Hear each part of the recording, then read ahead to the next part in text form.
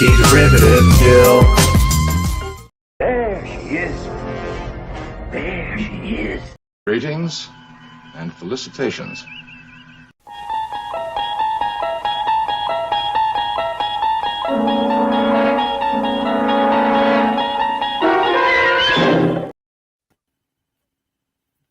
You're traveling through another dimension, a dimension not only of sight and sound, but of mind, a journey into a wondrous land whose boundaries are that of imagination.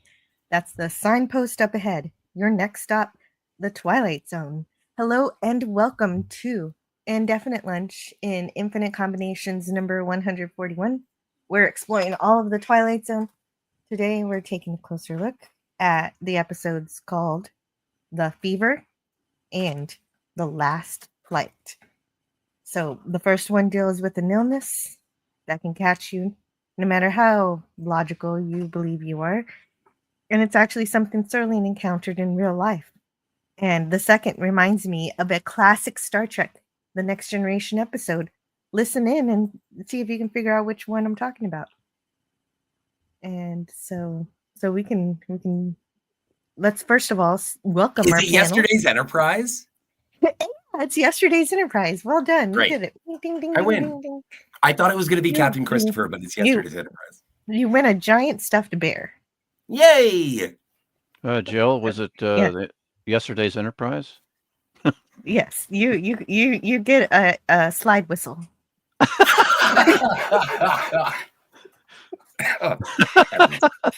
Too early for such joviality. Sorry. All right. So I'd like to welcome our winners of today who guessed the Star Trek episode immediately. Scotty R37, how are you today? Everybody's got the fever. That's something you all know. Fever isn't such a new thing. Fever started long ago in the Twilight Zone. Wow. That was deep. Thank you, Scotty. Glad to have you today to talk about these episodes. Yeah, these are great. I love them. Mm-hmm. Yeah, me too. How about you, Stone Racket? How are you on this I'm fine Wednesday? On this wonderful Wednesday, doing good, even though it's rather cold here and it's snowing out. And but I've got a fever, and it says more cowbell. Hells yes. And I'd like to more cowbell in the Twilight Zone. In the Twilight Zone. Oh, what if they did the Twilight Zone theme song with the cowbell integrated into it? Okay. Let's say hello to Sigvaldson. Hello. Yeah, he thought it was yesterday. I'm so sorry. I had to move it to today. I had a week. My week was jumbled up. Next week's going to be jumbled up too because next week is spring break. But hopefully I'll do Twilight Zone on Tuesday still. And hello to FKHC 2005, Snorta Poopus, Huber. Poopus. And Tony from Stark of Iron. He's Tony, working. Penny, Gorilla. Yeah. Sorry, He's I'm working yelling and all over working. the place. That's okay. Rogu. Did you see Rogu. Penny? I saw Penny. Sigvaldson says, praise to our eldritch God who will free us all of our trouble. Uh-oh. Sorry, that was my phone. Oh no. That was my raspberry. I loved your raspberry. I loved it in the first one and the remake.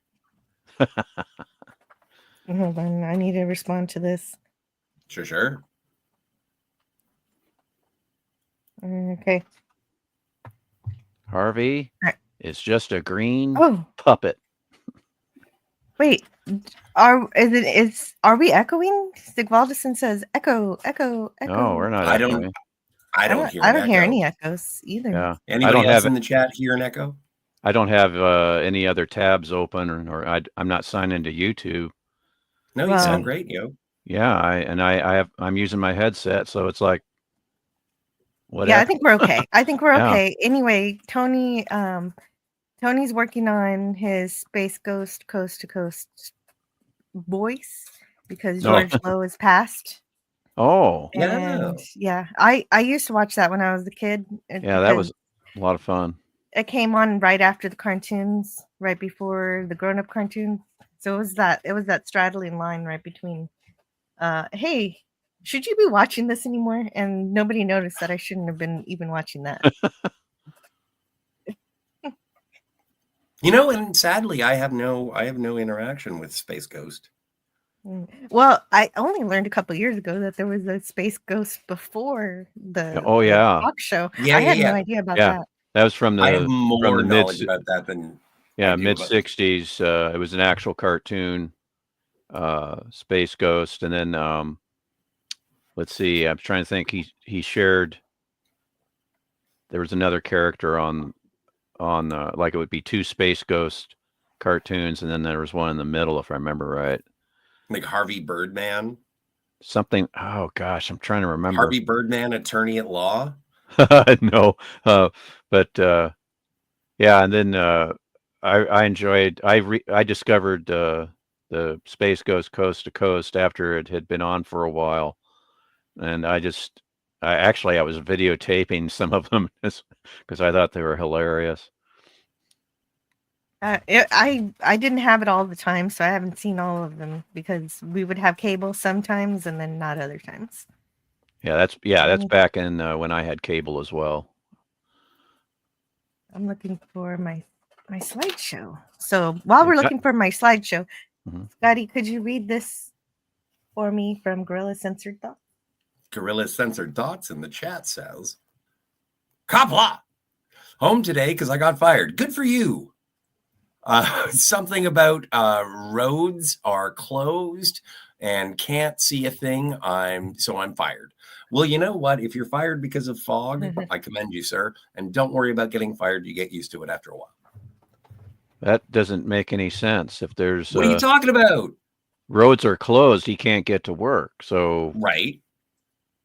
How could he be fired? Maybe he's being facetious. I hope so. Well, I don't. I hope he's fired because that gives him an entire week to do stuff. He's done this before. It's like the boy who cried wolf. We'll never believe him to actually get fired. Oh, okay. It's a running gag. That's the only thing where... Yeah, it's the only thing that you can trust of me is if I tell you I got fired, I did. Yeah. Well, it's a running gag where he just gets the day off and that's him being fired. Yeah, we're in a winter storm warning here. Where I am until 1800 hours, but Gorilla's further up north, so they're probably getting a lot worse. Well, they are getting a lot worse from what he says here. Roads are closed. I'm in southern Ontario right now. We had a huge dump of snow, and now it started raining, and it's kind of warm outside. So yes, everything outside of my window right now is as black and white as the Twilight Zone. That's Well, speaking of throwbacks like the Twilight Zone, we're going to throw back to the time where I used to have my slides directly from a slideshow. So I'm going to use a slideshow today because I forgot to make my video slides that automatically go. So. That's it. I want my money back. No, it's fine. It'll be good. Oh no, how do I pause this? I forgot how it works. Yeah. So long, folks. I don't know how this works. That's it. Game over. No, hold on. I'm gonna play a video. I just have to remember.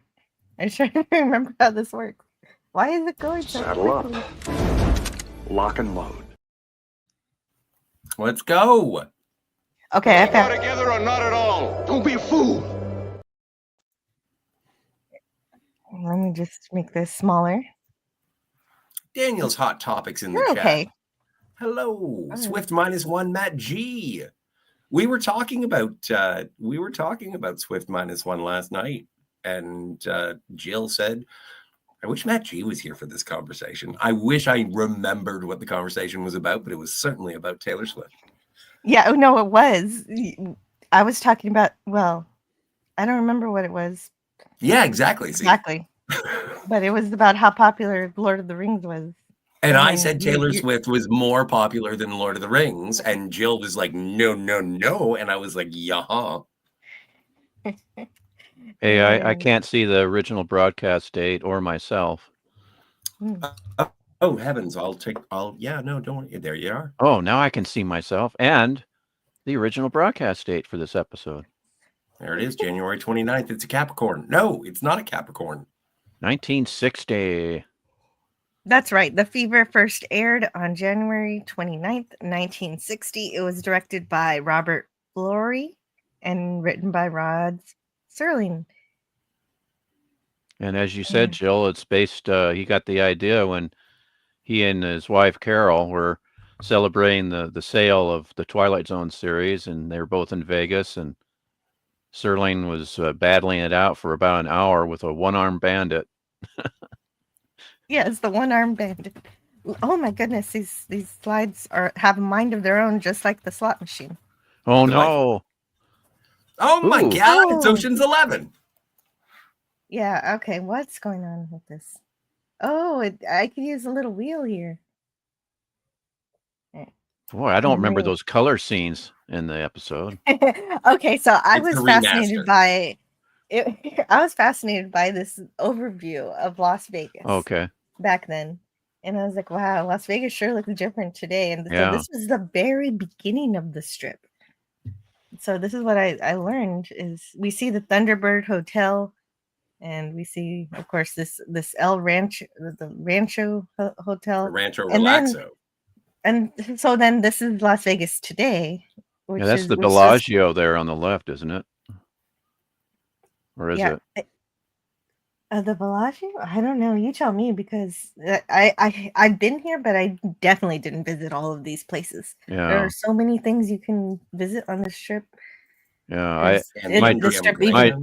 my dream is to have one of the presidential suites in the Bellagio and just live high on the hog, like I was a multi-billionaire or something.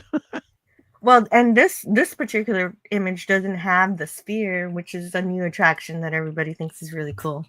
But definitely neat to see how it has grown from this episode. Yeah. And and the thing is that I've never been a gambler, and we'll get more into that as the episode goes on, but I have no desire. Ever since I found out that they closed the Star Trek attraction, the Experience, what was it? Experience. And I wanted to go to Quarks, and that was the only reason I wanted to go to Vegas. And when they closed it, I was like, all right, I don't have to go anymore.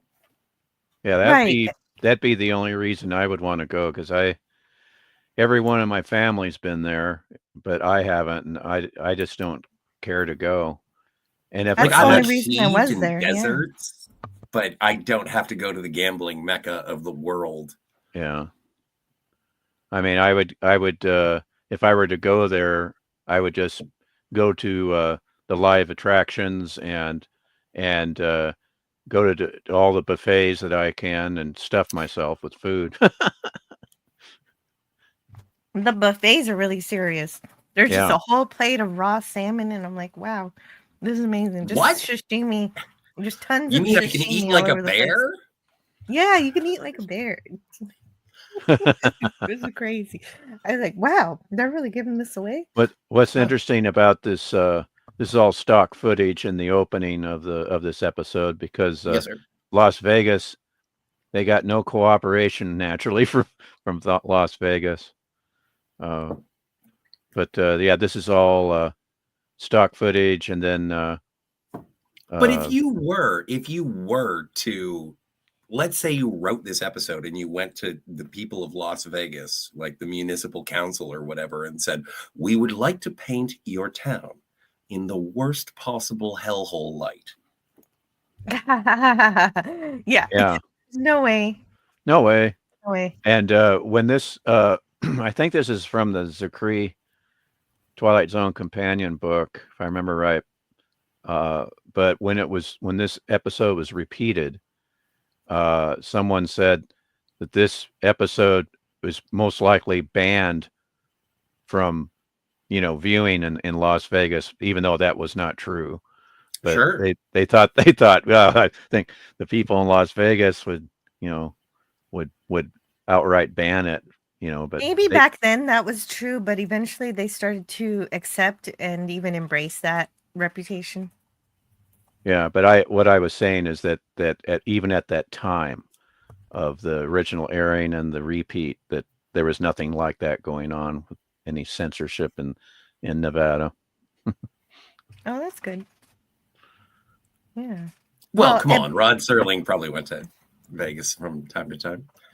That's exactly why he went. He went because he was excited. He got the Twilight Zone, and he like Stone Racket said, he got stuck with this slot machine, and he got Not like obsessed with it. Franklin.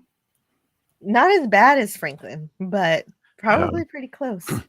No, the thing is, they MGM Studios had a lot of the casino type paraphernalia, but the one-armed bandits, those were illegal in California, and they had to rent them from the police because all the one-armed bandits were impounded by the police, and they had to have permission to have them on set. And you betcha there was policemen there guarding those one-armed bandits to make sure nobody in the production walked off with one. Yeah, right. And started their own gambling ring. And of course, the special one that calls out Franklin, that one, of course, was gussied up one-armed bandit from the prop department. And it'll pop up again in a later Twilight Zone episode.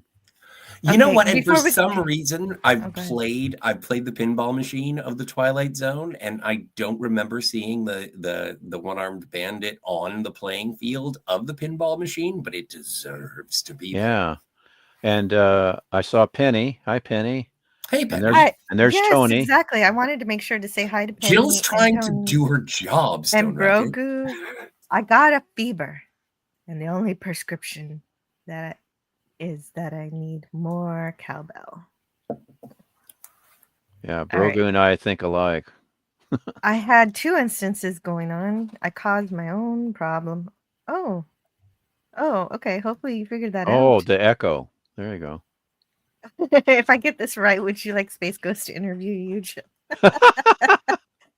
Oh, yeah. We were talking about you bringing back your talk show. That would be a fun way to do it, wouldn't it? You could interview me. You can interview Trev Retro. That would be funny. Gorilla's Censored Thoughts says, "What? Oh, another celebrity. Yeah, another celebrity did die. Gorilla, sorry." But don't worry about Jill and I. We've already made promises to one another and the audience that we will never die. Yeah, I can't really back that up. Oh, neither can I. Hello to Daniel's Hot Topics. And did we say hi to Matt G? Oh, yeah, we did. We talked about Taylor Swift and everything.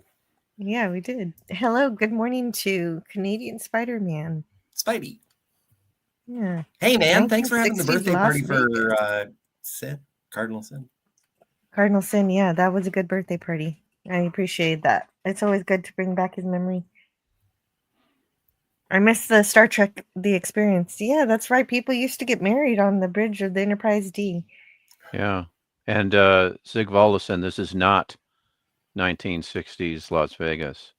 This is 1959. This is stock footage from before that, from the 50s.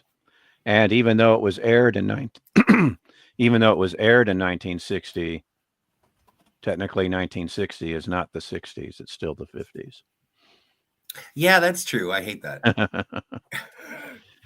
Yeah, I'm that guy. Nah, it's fine. It's fine. Everyone, we need that guy. Gorilla's Censored Thoughts gives us a story about FedEx. FedEx was saved because the owner took the last $5,000 out of the safe and took it to Vegas and turned it into $11 million, and that kept FedEx afloat long enough. Wow, how the heck did that happen? What they are today? Yeah, I don't know. Well, good I luck. guess And that's just hokey smokes. The odds are against you. Mm-hmm. He must have been playing Baccarat with the Ooh. billionaires to make that kind of money. That's what I would like to do, because those areas of the casino are roped off, and only haughty-tot rich folks can go in there to play baccarat. See, it's funny that you say that, Yeah. is because the last time I was at a casino and I saw baccarat, I went and I looked and I was like, I just want to learn how to play. And I was looking, and everyone around was like, you cannot. You're not allowed to watch people play baccarat. And I was like, seriously? And my friend was just like, let's go. Well, in the James Bond movies, people can there's onlookers. I wasn't dressed that well. Yeah. Yeah, you have to have a tux, or at least a suit exactly. and tie. Yeah, I was wearing a hoodie and no pants. I gotta say hello to the internet help desk. Hey, help desk, what's up? He says, I plan on being immortal. I'm doing well so far. You and Riker. And well, nobody could do Christopher Walken like Cardinal Sin, speaking of Gil Bovell, but can one of you two read this one? I gotta have more cowbell, baby. But we I got all, a fever. We are and the only cure is more cowbell. That's the best. We are all immortal. In fact, there's a quantum physicist that wrote a book about that. I kept this uncomfortable piece of metal. The only place I could. Yeah, Spidey's giving me a in similar my promise. pocket. Anyway, I've also told Jill that I'll always be okay. It's Wednesday, and not die, Scotty. And I mean to keep Tuesday. that. It's Tuesday. Okay. In Nobody the zone. Oh, in the Twilight Zone. It's still Tuesday somehow. Thank you for the correction. I didn't consider. Yeah, it would be the 50s. It makes sense. Daniel, I saw the first set photo from Strange New Worlds, and finally, Uhura has the proper hair. Oh, which would be just any length. Just having hair, yeah. Just have hair. Yeah. It could be any style. Just have it. Just have a do. Oh, this is gonna be god awful. Whatever. I'm gonna buy the box set, and you're gonna get mad at me. No, I'm not gonna get mad at you. You can buy garbage. You always all do. You like. No, I don't. I love garbage. I do. Every time I go to the casino, I walk out with more money than I go in with. At Treasure Island, they got pissed with me because as we were leaving, I thanked them for making me go outside to smoke because, is there continued? Hopefully. It saved me a ton of money. Monet. Or as he says, Monet. Yeah. Monet, yeah, Monet. Monet. What is the difference? No. The only time I've gone into a casino, I put a $5 bill into, this is the last time I gambled at a casino, put $5 bill into like video something or other, pressed a button, and it gave me $50 back. And I was like, good enough, I'm out.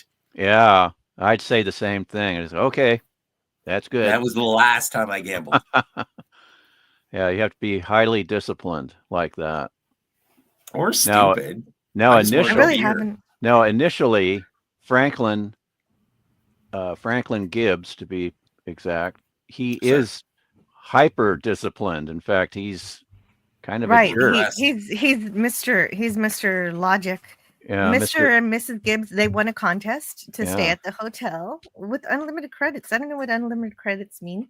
Yeah, that was what I was kind of going, well, wait a minute, why isn't Franklin going with his unlimited credit as he's badwaying but I don't know. Yeah, I don't know what the unlimited credits are for. Maybe just but what is credit? Something? What is credit? Like, you have a credit card.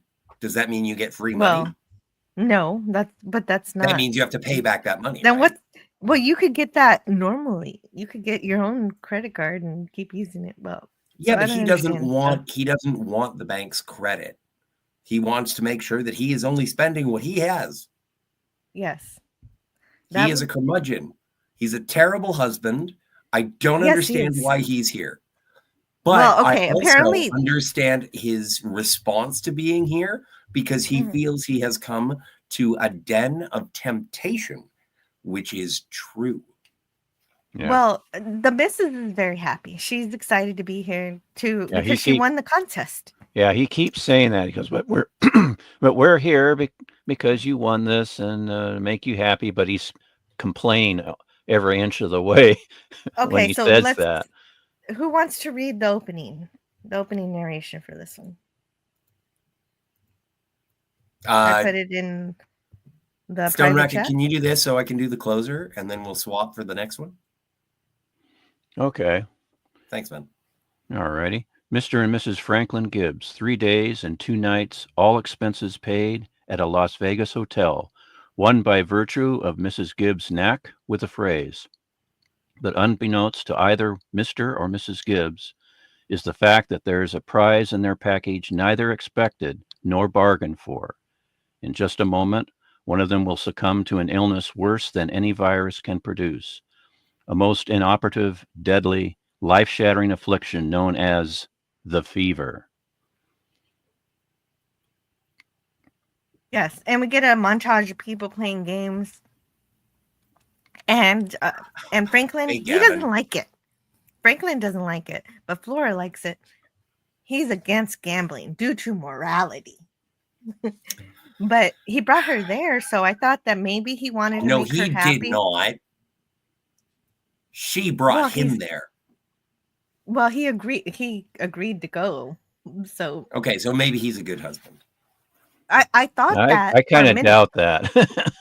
I thought he was good. I thought he was like, okay, I don't like this, but I'll let you do it. But as soon as she tries, so she witnesses a lady win the jackpot, and so she's eager to try it. And well, and you guys talked about your gambling experience. I don't gamble either, except at places like Dave and Buster's, so like kids' places. But even Yeah. You know what I was thinking about that? I was thinking about that, about, playing all the ticket games so that I can gamble to see if I can get a giant Scooby-Doo. But what I found out last night, I went back to the bowling alley, Jill, and I saw a friend of mine who I'd seen like months ago, and she was so excited to see me. And I said, "Do you have any cool toys?" And she said, "Only the giant Super Mario Brother toy." And I was like, "Can I have it?" And she's like, "Did you win anything?" And I was like, "I haven't played it all tonight." And she's like, "You know what? My boss is here, but when he's not, we can totally steal that giant stuffed Super Mario." And I was like, no. "Yay!" Oh, we no. got crimes going on, yo. But you're gonna legitimately win it by playing basketball. Yeah, that's probably how. Nobody heard what just was said. No. That would be so fun to win at the jackpot and they send me all this real money in a basket. Yeah. Yeah. By the way, did you get my box of money? It's a basket of money. Yeah. But even I know not to try the machine that just won, but that's what she does here. And yeah, that's silly. Rookie mistake. Yeah, Very rookie. Yeah. But also this is the thing. And I think that this is what I am as a gambler. Like if I were to wander into a gambling parlor with one-armed bandits, I would look at the one that looked most like a movie. And I would be like, "Ooh, Last Action Hero, pull the arm." Like I wouldn't care about the possibility. It is a game.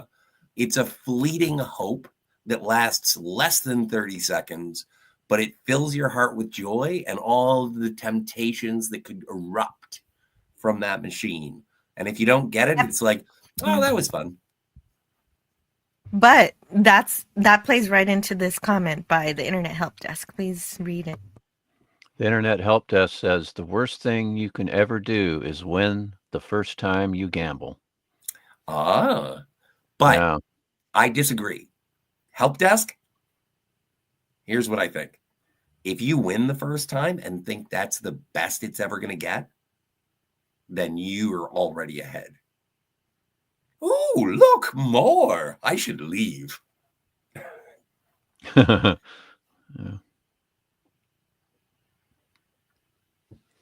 But moving on in the chat. Oh, yeah. Well, yeah. And Franklin is Yeah. acting like gambling is this immoral, terrible thing.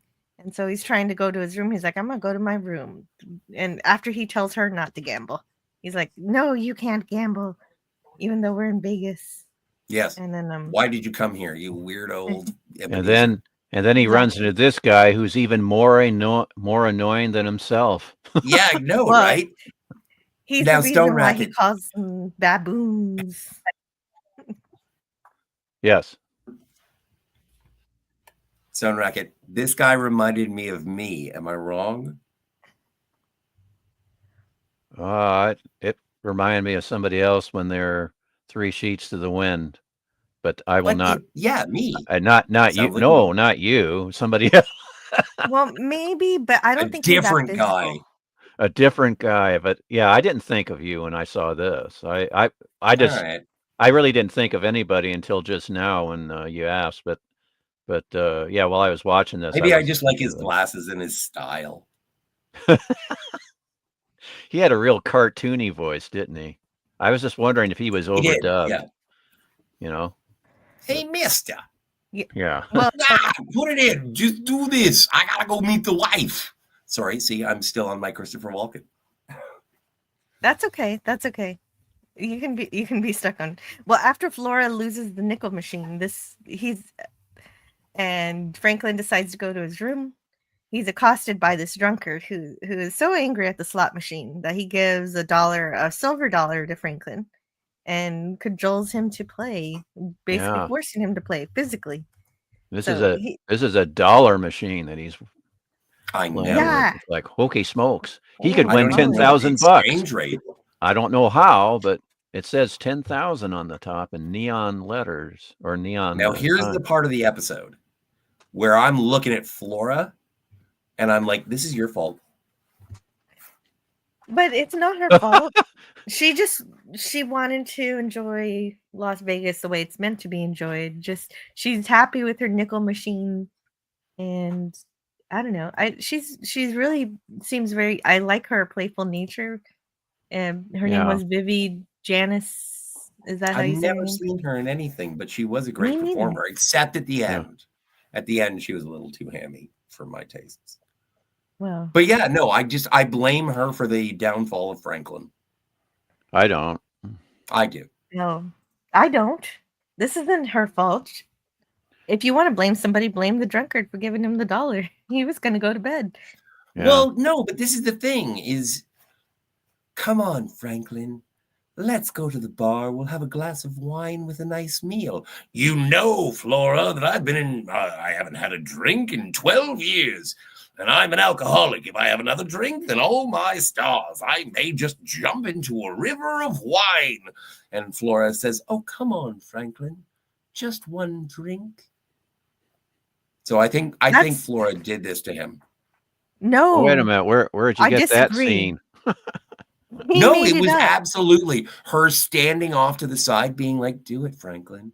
Yeah. Do it. She's just nodding. No. And he's like, I don't want to. He takes such effort to restrain himself. And he looks at his wife and she's like, do it, Franklin. It'll be fun. There's no indication that there was any previously known gambling addiction. But you know where I'm coming in from. Him. No, because this has never happened. But a guy who shows up. Why are you going to blame somebody? Why are you going to blame somebody for causing an addiction that she probably didn't know about? What the person who deals it to you first. But it's not necessarily a bad thing if you don't succumb to. Yeah, tell that to Franklin. Tell that to Franklin. So like if he was supposed to be an alcoholic, but this is the very first time he drinks and then he becomes an alcoholic, it's not her fault. Yes, it is. She didn't know he was going to get addicted. Most people can have a drink or two and quit. Why don't you stop, Franklin? Shut up, cow. You gave this to me. You're incorrect. No, I am totally in the right. Don't blame her. I do. Okay. Well, you could do the Roger Rabbit logic. You could be like, you don't. I do. You do. Let's I don't. Franklin Gibbs was portrayed by Everett Sloan, who got his start. He played Mr. Bernstein in Citizen Kane. He's part of the Mercury Theater Players, and he had worked with Serling before in the live television performance of Serling's script Patterns. And Everett Sloan also is famous for the slimy attorney and character in The Lady from Shanghai. Ooh, I like that movie. Yeah, remember Everett Sloan? He's got the two canes. Oh, that guy! Oh my stars! Yeah, that's same actor, Everett Sloan. Huh. Jill, there's something in the private chat. Can I be Franklin Gibb? Yes, after I say hello to Gavin Blackburn, who says, Hey, I'd Gavin. gamble if I was married to her. Oh, no. Yeah, I mean, I don't know. Her character, I agree with Jill. Her character, she just wants to have fun. And if I were her husband, I'd just say, hey, you won this contest. Do what you want to do, have fun. And, if he's going to be a stick in the mud, well, just let her have her fun and just put up with it. Yeah, well, the real thing that you should do is always put like a budget to how much you there you gamble. go. And if you run out of that certain amount, You're then not my supervisor. you don't get bankrupt. Scotty, you're not my father. No. Yeah. No, Obi-Wan is your father. No. So I didn't think about this. Back in those days, it was all mechanical. It was possible that a machine could win twice in a row. Thank you for that correction. Yeah, that's internet helped They us. get down the brass tacks. Yeah, he's right. Mm-hmm. Oh, And I never, Gorilla's Sensor Thought says, I've got a foolproof system. There you go. How did you proof it from fools? We're counting cards. Mm-hmm. Yes, now you may read Franklin. Okay, but before I do that, so because this is just about, actually, you know what? I'll read Franklin before I tell my story. So Franklin Gibb in the chat says, We'll put this in our room and we'll take it home with us. Of course, dear. Yes, but not these baboons around here. They'd throw it away. They'd compulsively put it back in that machine. But not the Gibbs. The Gibbs know the value of money. So the last time I actually gambled, I was in Australia. And I won. Actually, I didn't win anything. I was there with a lady who was going to school. And so she needed tuition. And we were short on tuition. Why?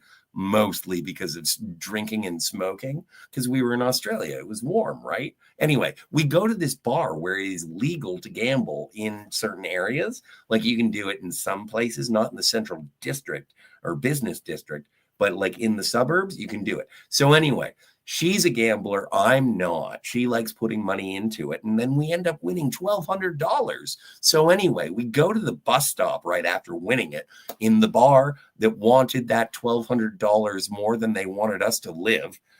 So we're waiting at the bus stop. I remember it vividly because there was a poster for Transformers 2 in the inside, and a guy across the street jumped out of the foliage, and he started making all like these angry, aggressive, I'm gonna rob you and kill you kind of noises.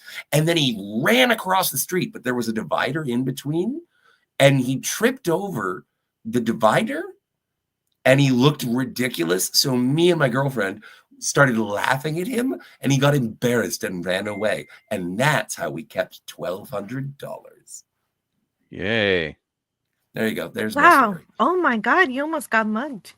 Congratulations. Almost, but the guy was clumsy. But Scotty and his lady friend mocked the guy and humiliated him, embarrassed him, and he ran off with his tail between his legs. We were like Garrick. Good going.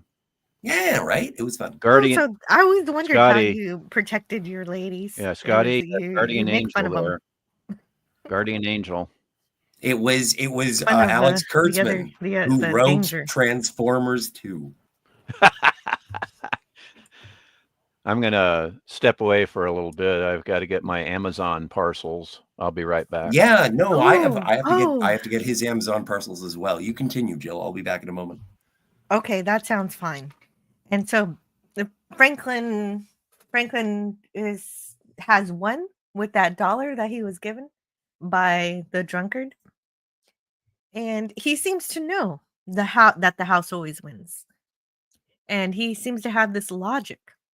However, something seems to shake this logic when the drunkard goes back to the machine, and the machine wins again, and that baffles Franklin's ears. He wasn't expecting that, and now he can hear the machine calling his name. And so this is the start of his addiction. The machine says, "Hey, I won again. If you come play me again, maybe I'll win again." And so this is the obviously this episode is extolling the dangers of addiction, gambling in particular. And so there's also that sense of hypocrisy that is going on because Franklin is high and mighty, moral. Oh, gambling is such a terrible, terrible thing, and I would never do such a thing. And yet, he is growing. His appetite for it is growing beyond his control, and his self righteousness is kind of going to be the end of him. And so he goes back to his room after he hears the slot machine talking to him. So I don't know if anybody who's been addicted to gambling has the machine talking to them. Franklin. Oh, you got your packages? Yeah, I've got. I just brought them in real quick. Mhm. Yeah, the. Did you want to explain how they did the voice, Jill? Yeah, I could do that. Let me see where I have it in my notes here. Yes. That's probably the So most fascinating tidbit from the Zikri book. yes, then let's go back to this slide. Yeah, it is. This is exactly from the Twilight Zone Companion by Mark Scott Zikri. Serling's problem lay in casting the role of the slot machine. In the show, the machine comes alive, calling Franklin's name, beckoning him. Now, how to give a slot machine a voice and make it sound like a slot machine. So, Buck Houghton said gambling machines were illegal in California. Oh, yeah. And Stone Racket told this story earlier. A policeman had to come guard the slot machine while they were using it. Then it continues. It was decided that the most effective voice would be one that sounded like tinkling coins, the sound a machine makes when it pays off. The first step in the process was to tape the sound of metal coins. They used, Houghton says, we made it as metallic as we could. We put hundreds of dimes and quarters, but not nickels because they were lead and didn't make the same sound down a metal chute. So we just had yards and yards and yards of coins running down metal. And so then they also, of course, had a human to help make the voice.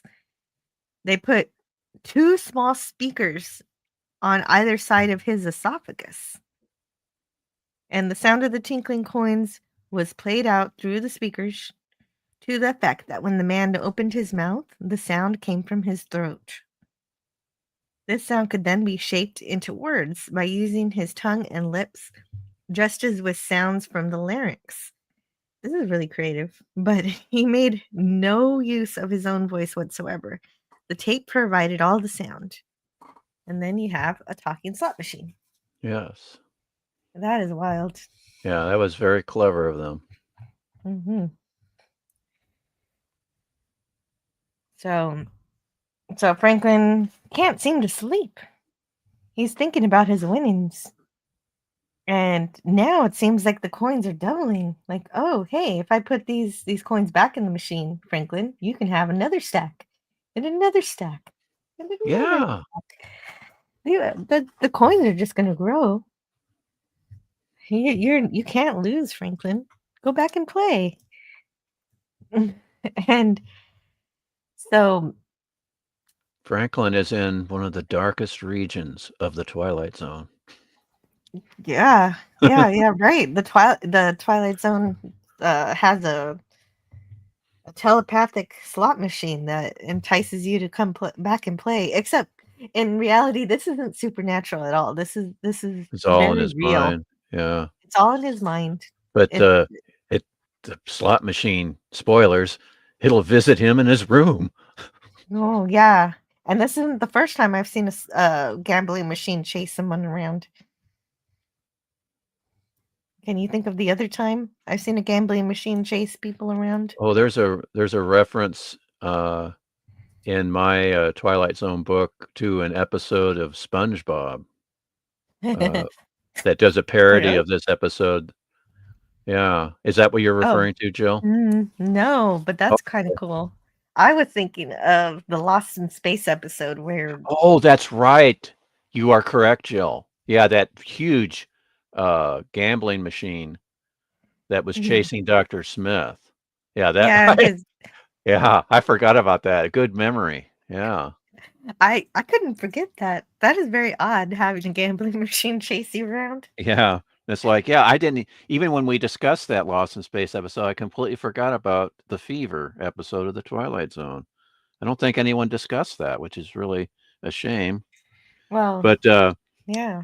anyway, just real quick from my book, an episode of the animated television series SpongeBob SquarePants titled Skill Crane features a spoof of this Twilight Zone episode. A crane game machine with a swinging claw for a handle chases one of the cartoon characters about, calling out his name with the sound of coins in the soundtrack. That's what it mentions here. Oh, wow. That's kind of cool. Yeah. That's a good reference. You got to know when to hold them, when to fold them, and when to walk away. The gambler. Yeah. So Flora wakes up while Franklin is considering going back to play. And boy, I didn't think he was making that much noise to wake his wife up. No. I don't know. Well, she wanted to have fun, but he's treating this as a chore. Yeah. He doesn't invite her to come play with him. He's hooked already, but he's lying to Flora about it. You got it. You got it. Mm-hmm. He says, I've got to put this money back. These ill-gotten gains are not to be had, so we must get rid of them.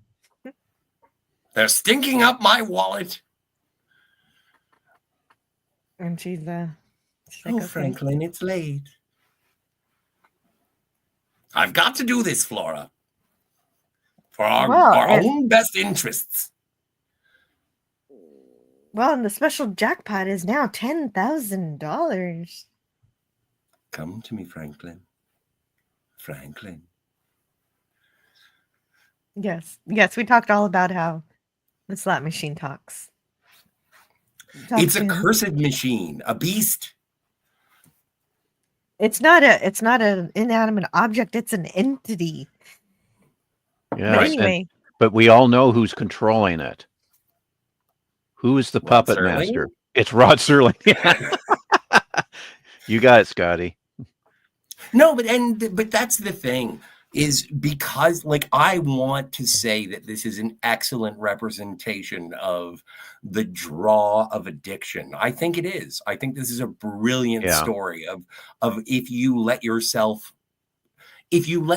over to your desires, then you will find nothing but worry. However, this is the Twilight Zone. And so maybe I shouldn't blame Flora. Maybe I shouldn't blame Franklin.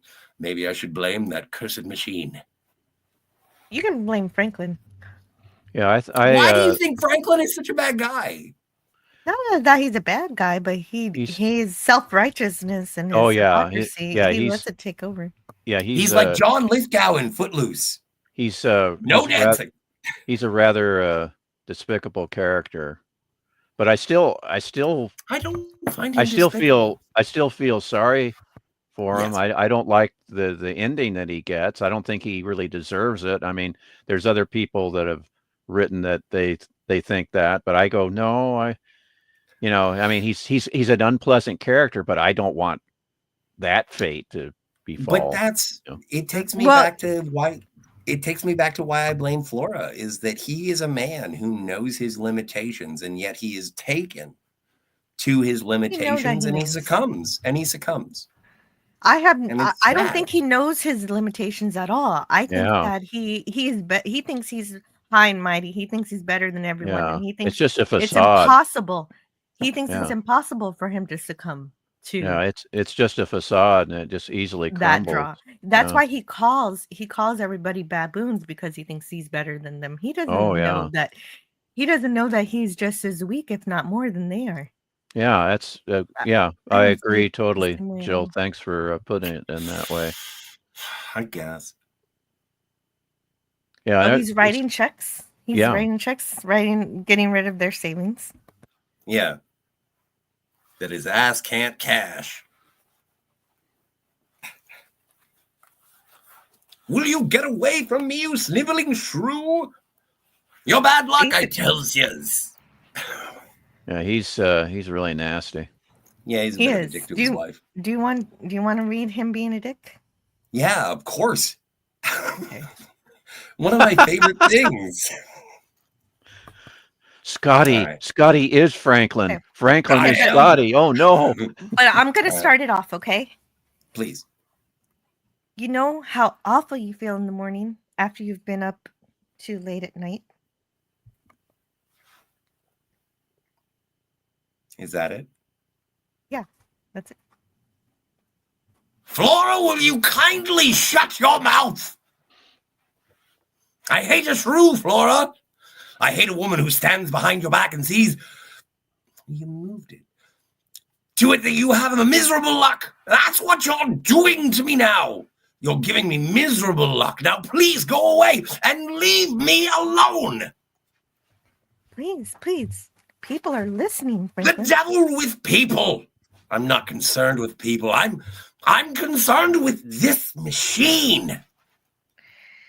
And so that's Franklin succumbing to the addiction. It's so strong already. Even though I haven't seen him outside of the casino, I can almost guarantee. I mean, I guess I can't guarantee it, but I have a feeling he's never spoken to her like this before. I don't think She's really she's taken aback. Yeah. Yes. She doesn't act like But this is also- normal. May I point out, I've been sitting here defending Franklin the entire time, and then when asked to perform him, I go full throttle asshole. That's Yeah. because that's Franklin is. That full is, throttle. yeah, no, and I suppose that's the mea culpa of the conversation is that, yeah, okay, Franklin's an asshole. Yeah. But it's There's he's one more, just- Scotty. He's overcome. So Can you be an asshole one more time? I believe I can. it's all an act. Scotty is Well, he's acting. kind of falling now. Pardon me. Oh, and this is where I sort of feel a little bad. It's inhuman the way it lets you win a little and then it takes it all back. It teases you. It holds out promises and wheedles you. It sucks you in and then you put in 4, you get back 3. You put in 5, you get back 4. Give it Well back. remembered. It has to pay out. It must pay out. Yeah. Right? Ish? That's really close. That's really close to what I didn't- remember. Yeah. Yeah, I didn't include that part of the dialogue, so well remembered. Then he yells at Flora to leave him alone, and I think all addiction kind of looks similar to this. You can't face your own shame that you've lost, and so you keep playing, and anybody who stands in your way, even people you love the most, are hurt by it. Well, and not only that, but the thing is that when you get to go back to the people that you love and say, look what I did. See what I did for you. But it wasn't for No, her. It wouldn't it have wasn't. been for her. That's what addicts do. I'm doing it for you. Mhm. Addicts are I very, very deserve selfish. this. I've worked Yeah, very hard. I worked very, very hard, and I did it all for you. And so the montage continues as his poor wife can only stand by and watch. And then he writes more checks, and we lose all track of time until it's 8 o'clock in the morning. And he's exhausted, he's hydrated, he needs a drink of water. Then Oh, I love these guys because they're little demons. And when they get hooked, when they get hooked, they get really hooked. But I never seen it like this before. Never seen it. right, they're just entertained by it. It's like, oh, haha, look at that. That's crazy. But you know what? There's a casino near where I live, and the opportunity is there to work. But I don't want a job there. 2 reasons. First things first, it's open 24 hours. And you know what? I have a bedtime. Second, I don't want to see people just feed machines with hope. It seems sad. It is sad. I didn't gamble in Vegas, but I was in an elevator with people who had, and they lost everything. And they were crying. It was really sad to see. Yeah, it was really awkward. Were they hot? Were they single? Like they seemed to be. They on were the hot, rebound. but they seemed to be a couple. Yeah. Oh. No. I'll give them $1,000. Never mind. I can't. I don't have $1,000. I need a She-Hulk. But that quote you said earlier, it teases, beckons, mocks me. Put in 5, get back 4. Put in 6, get back 5. But it's got to pay off sooner or later. But of course, like you're saying, no, it doesn't. That's the point. Never does. So it's amazing how someone intelligent enough, because it's established that Franklin knows he's not going to win. He knows gambling is like throwing your money away. And yet it's got him anyway. Stone Racket, do you ever go to the convenience store for any conveniences? Oh, certainly. Yeah, there's a grocery store just a few blocks away from where I live. Do you ever get somebody in line in front of you who is playing the lottery? Well, in the Hy-Vee grocery store, they have a separate area, customer service desk where you can get your lottery tickets. So I am rarely over there. When I'm over there, it's usually because something weird happened at the cashier, Sure. where I buy from the health market and I'm going, hey, your frozen food, I'm not getting the 10% discount with the frozen items. And okay, we'll ring you up. Take this over, the receipt over to customer service and they'll refund you there. And that's the only time I run into people buying lottery tickets is when I'm at customer service. But none of them have ever been have come across as desperate as Franklin. Yeah, most people know they're throwing away their money. Just they're just getting them for fun. They just like getting their little coin and scratching off the ticket and playing the game. But well, this is a weird question because this is something that I notice on old-timey TV is that people have handkerchiefs and they dab sweat away from their foreheads. Now, I've never had to do this. Has anyone here ever? I have, but that was when I was detasseling corn, and I had a bandana, and I had to do that several times because I'm out in the July summer heat. That's what I was thinking. No apology necessary. And that's what I was thinking when I exercise. Like that's when you sweat. So, but not playing in a casino. Yeah, not in the casino. I wasn't. You never played hard enough. I've never. Yeah, exactly. That's the whole point. That's why he's sweating, is because he's been out all night. He's dehydrated. Yeah. He's not well. And their air conditioning must not be that stellar. It is. I don't these even think. days. No, 1959. I don't think that they had air conditioning. Oh, air yeah, conditioning was almost exclusively to movie theaters. No, that by this time they had. I was just making a joke that you think so? do. It would be air conditioned for sure, but I was just making a joke because. But Jill's right, and it's also for dramatic effect, of course. Of course. But yeah, I love how everyone in the casino is wearing a suit and tie, and not sweatpants and despair. Yeah. Oh yeah, right. Today the dress code is like shirt and flip flops and shorts. Yeah. Yeah. Yeah. Sad. Gorilla Censor's Thought says Jill is supposed to swear, not Scotty. Golly. What? I can't make it. I can't force it to happen. You'll have better luck with me swearing tomorrow because it'll be a shore leave, and Scotty Yeah. will make me mad about something. True story. Hey, chat. Thanks for being here with us this morning. Please like and share this stream out to other friends, says Canadian Spider-Man. Shame to watch a person descend into their own self-imposed hell like this episode shows, says Sigvaldison. Then to reflect that so many humans do this to themselves, destroying their families and lives. Yes. I've seen this play out right in front of me, as I said, in that elevator, and you see it on TV and you don't think much about it. Oh, they just mortgaged their house. But that's actually something people do. As an addict, I feel through Franklin. Again, I feel like he's been wheeled into this situation and he can't get out of it, and it's unfortunate that he succumbs to it. But like, as an addict, it makes me wonder about the pain that I've caused my floras. Yeah, and that's a good Twilight Zone episode that causes self-reflection. Mm-hmm. And so with the last dollar, with his last dollar, yeah, the machine Tell malfunctions. me about his last dollar. The machine malfunctions. He shoves it to the ground. Does it? And he's taken. Well, it doesn't work. Malfunction? Yes. Does it malfunction, or does it choose to reject him? I say the latter. Okay. Yeah. I could see that. I think he was about to win the stinking machine. That's what he thinks too. Yeah. Yeah. Because we're in the Twilight Zone, Jill. True story. But I would like to pause it. His first dollar was not his.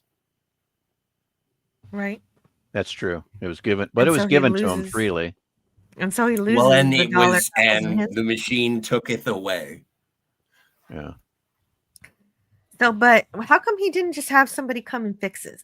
Because when I play at Dave and Buster's, and there's the Star Trek coin machine, and it gets messed up. That's the best time because the guy fixes it, and he gives me everything that was in the tray. So I get all these cards and tokens that I didn't even deserve. Yay! So how come he didn't? Yeah, no, it's great. Yeah, he should have gotten management's attention and say, "Hey, this thing's jammed. I was going to win. Give me my winning." But this also speaks to the flaw of Franklin in himself, is that he doesn't trust any of these baboons. That's true. And so he is a man alone against a machine. And that makes sense in the Twilight Zone. That makes perfect sense. Yeah, I think you understand Franklin really well.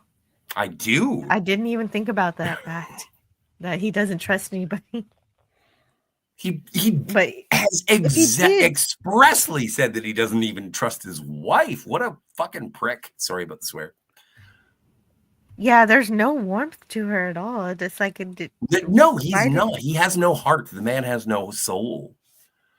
He's a man of rules, and that's the only thing that defines him. He has no joie de vivre. In which point he decides to take out all of his anger on an inanimate object. You're an inanimate object. Sorry, that's an in Bruges. You're out of order. This whole damn casino is out of order. Speaking of taking things out on inanimate objects, Harpo, my cat Harpo, is trying to swat at my microphone on the side of my headset yet again. That's funny. I'll try and keep he's tried 3 times with his trusty right paw to swat that microphone. He'll get that microphone. Yeah, it's a Corsair headset, so the microphone, the end of the microphone has this little white glowing ring of light, and he's transfixed by that, and he wants to swat it. Like hey, the Trek reviewer is here. Oh. Hello to the Trek reviewer. I hope you're enjoying this episode of the Twilight Zone. We are, even though this is kind of a sad instance of addiction and, well, and how it is having an effect on Franklin. And he's already had his tantrum. He lost his last dollar to a mechanical failure that we believe the machine did on Don't worry about purpose. it, Trek reviewer. Nobody likes Franklin. Well, yeah, we feel bad for him still somehow, even though he's Somewhat. a terrible asshole. He is a terrible asshole, though. Yeah, But- Hey, there you go, Gorilla. She swore. Gorilla Censored Thought says, beating the machine will get you the attention of two 6.5 black guys, 6.5 foot black guys, where they drag you out behind the dumpster and have a chat with you. Not beating on machines. Not that I know from, plus 4 XP. experience. Well, nice monkey suit. What is this? Gorilla says lottery ticket time. Yeah, gamble now. Gamble while Jill? watching this episode. See, Jill, it visits him in his own hotel room. It does. It's But uncanny. There's also a payoff from earlier where he never shaved. He never got that shaven that he said he wanted, and so now his beard is growing. So I like that touch. It does make him look more frazzled. It's great. Yeah, but also, definitely. like this part of the episode, if you haven't seen it, I recommend it. It's on the internet. And this is almost David Lynchian in terms of putting the metaphor in your face, but also making it terrifying. It's so on the nose that it's good. Like the cinematography, the choices of direction in this episode. Excellent. This is amazing. This is amazing storytelling. Yeah, Robert Even Flores with did a good job directing. Yeah, and with Flora being like, I don't know what you see, Franklin. It's not there. And Franklin is like, don't you see it, Flora? Help me. Save me. I mean, it's She's like, afraid. She doesn't know what's happening. Of course she is. He's a crazy person. Yes, he has gone insane. He's trying to shut out the delusion, his hallucination, but it keeps coming back. Even when she says there's nothing there, and he sees that there's nothing there, but then it comes back. No matter how hard he tries, the addiction is haunting him. And Franklin, he's become worse than all those people he called baboons earlier. You're a baboon. And, yeah. You know who's not a baboon? Flora. No, gorilla. Oh, right. He's a gorilla. Yeah. It's different. Yeah. Anyway, yes. I know. As I said earlier, this isn't the first time I've seen a gambling machine chase people around. I talked about the Lost in Space episode where that happens. The curse of Cousin Smith. Oh, I've never seen that. And so but this is the sad part of the episode. We have to see. I don't know. I don't think he deserves this either. The machine chases him right through the window, and he allows it to take him. And we need Stone Racket to please read the closing narration and final thoughts for this episode. Mr. Franklin Gibbs, visitor to Las Vegas, who lost his money, his reason, and finally his life, all to an inanimate metal machine variously described as a one-armed bandit, a slot machine, or in Mr. Franklin Gibbs's words, a monster with a will of its own. For our purposes, we'll stick with the latter definition because we're in the Twilight Zone.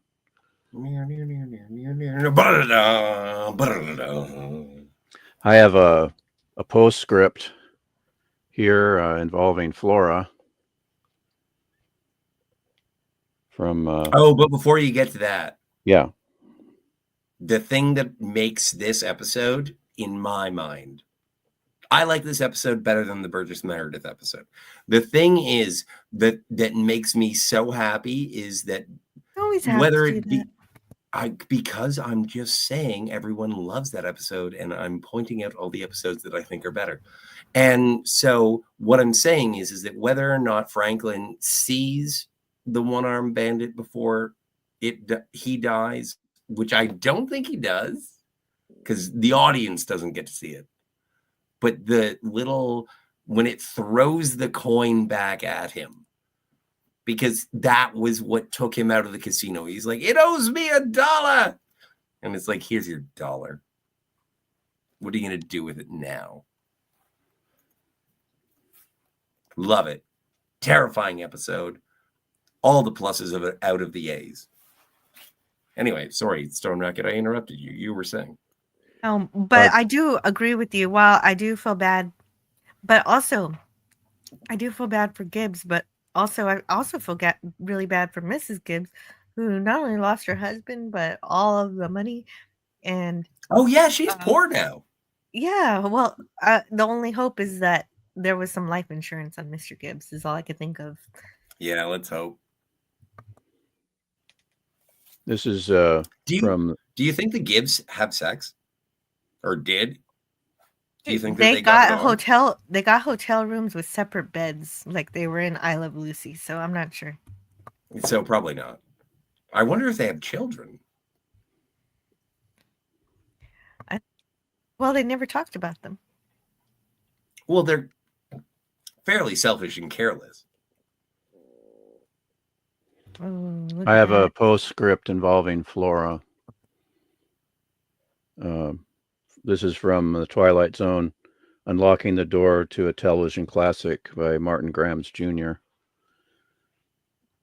When Serling wrote a short story adaptation based on this teleplay for the 1960 publication Stories from the Twilight Zone, he added the following text at the end of the story.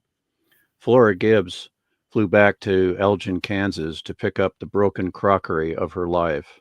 She lived a silent, patient life from then on and gave no one any trouble.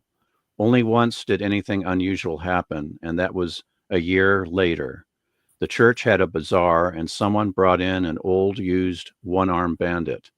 It had taken 3 of her friends from the Women's Alliance to stop her screaming and get her back home to bed. It had cast rather a pall over the evening. You know what I really love, and absolutely terrifying, and sorry, Flora, but you know what I really love about the one-armed bandit is that there is a point where the payout just becomes this creepy smiley face.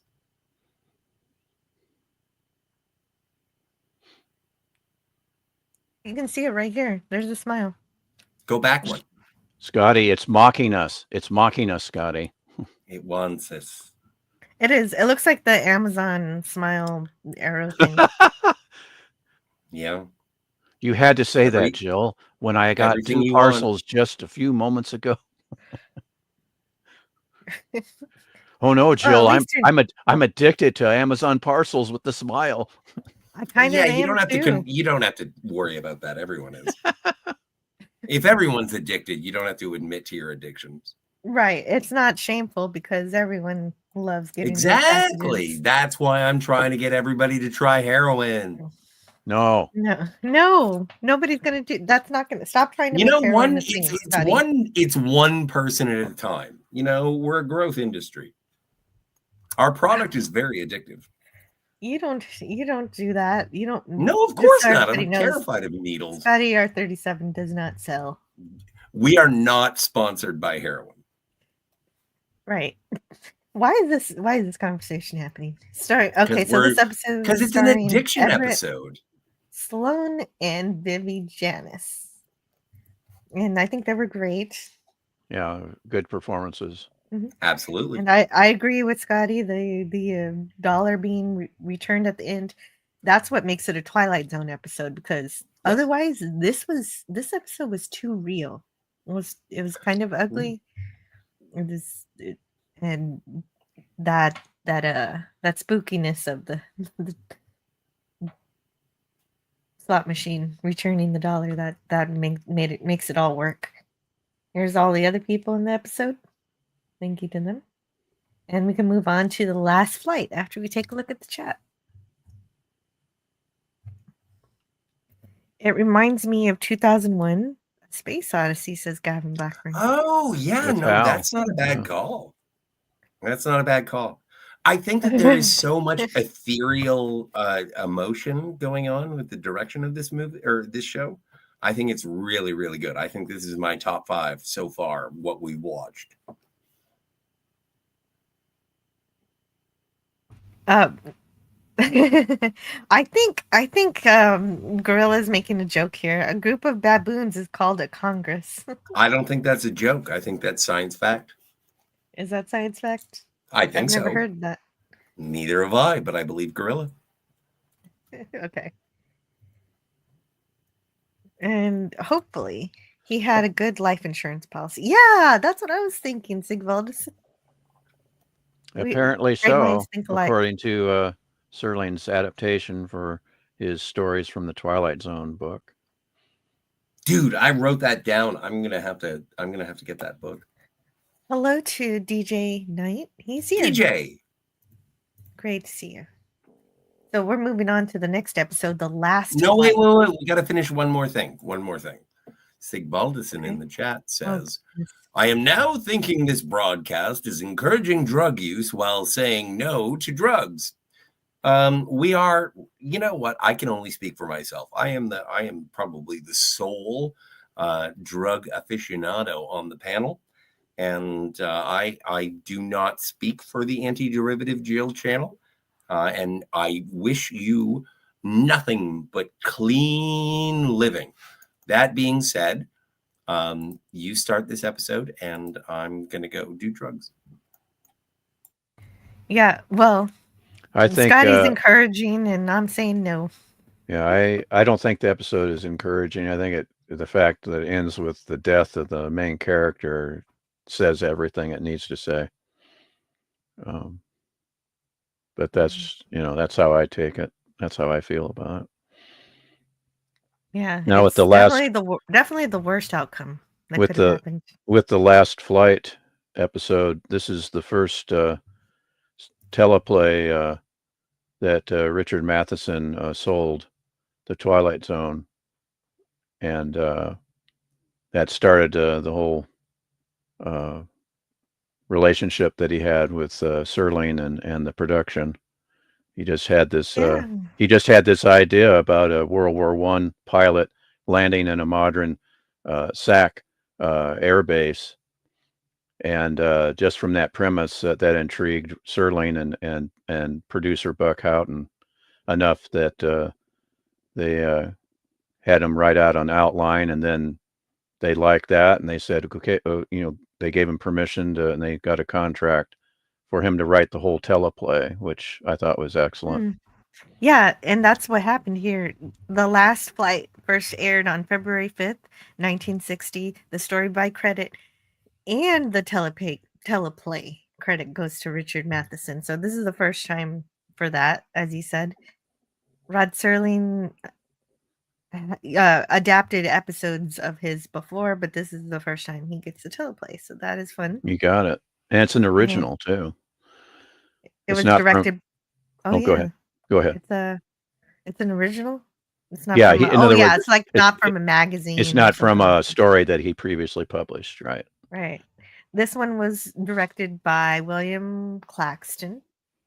It uses music from Where Is Everybody? Yeah. And it was filmed at Norton Air Force Base in San Bernardino, California.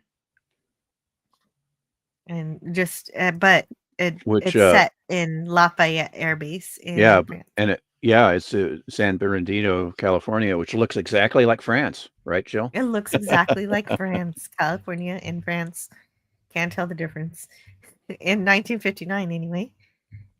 Yeah, I have a bit on Serling's reaction to initial response to Richard Matheson's proposal.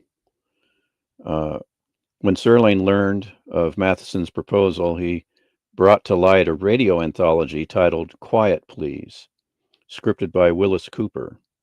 On November 21st, 1948, the program offered a similar story titled One for the Book about an Air Force major who hit Mach 12 in an experimental rocket plane in 1957 and found himself as an Air Force sergeant in 1937. Serling remarked that Matheson's story, quote, was down the line almost a twin, unquote, and the two considered tracking down Willis Cooper to purchase the rights and cover their bases, but unable to do so, the teleplay went into production without further consideration. But I think Matheson's is its own, you know, it has a similar concept, but what he does with it is a story of redemption, which I really loved. Yes. And this is my favorite of the two episodes. Oh, do you have a poll? I don't have a poll. My goodness gracious. I have to put Great up balls a poll. of fire. I forgot about the poll. Thank you for reminding me. Where's my? I'm missing. Oh, Stone Racket, There it did you is. already read the opening? I was wanting to read the closing of this episode. Can I do the open? Yeah, I would. Yeah, go right ahead. I want Thanks, you to man. do the opening. Great, good teamwork. Okay, Jill, can I go? Please go. Please leave. So, hang on a second. I gotta sniffle. All right, I'm good. Witness Flight Lieutenant William Terrence Decker, Royal Flying Corps, returning from a patrol somewhere over France. This year is 1917. The problem is that Lieutenant is hopelessly lost. Lieutenant Decker will soon discover that a man can be lost not only in terms of maps and miles, but also in time. And time, in this case, can be measured in eternities. He flew into a mysterious white cloud. That's right. And then found himself here in 1959. So yeah, a cloud Wait. doing the time warp. Wait. Hang on a second. Jill, can I do this one more time? Witness Captain Rachel Garrett, captain of the Enterprise, United Federation of Planets, returning from a patrol somewhere in the Klingon Empire. The year is whatever year it was when the Enterprise C was lost. The problem is that Captain Garrett is hopelessly lost. Captain Garrett will soon discover that her ship can be lost not only in terms of maps and miles, kilometers, but also of stardates. Come on, this is one of my favorite fucking Star Trek episodes that I haven't seen yet. Sorry about the swear. Yeah. Well, you're right. And that's what I first saw. When I watched this, I was so excited that it was a Star Trek episode. Yeah.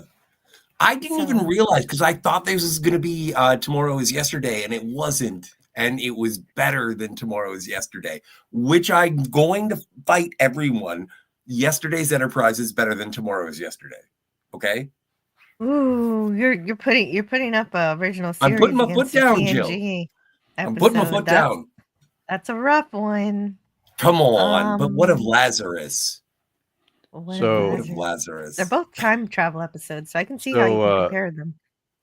Yeah. So you prefer Yesterday's Enterprise to Tomorrow is Yesterday from the first season of the original Guilty series. as charged. Yes. Yeah, they're I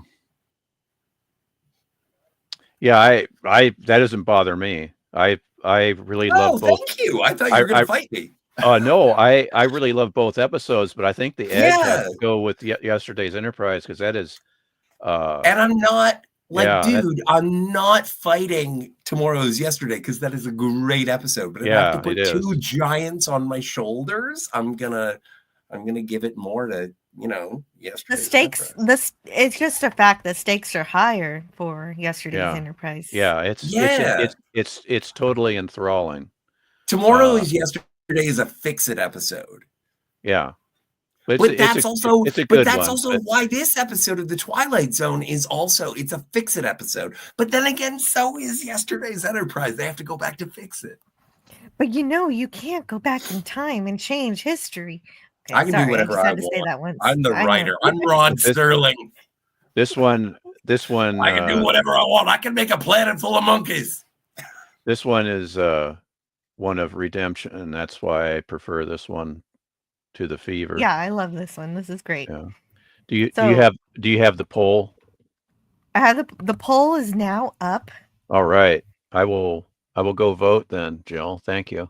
You're welcome. This is a vintage 1918 I abstain Newport biplane. You got it. Owned and flown by Frank Gifford Tallman, who he used it for lots of World War I movies. I have a correction to that from my book. Yes, and there's a correction. Yeah, that correction is right next to that.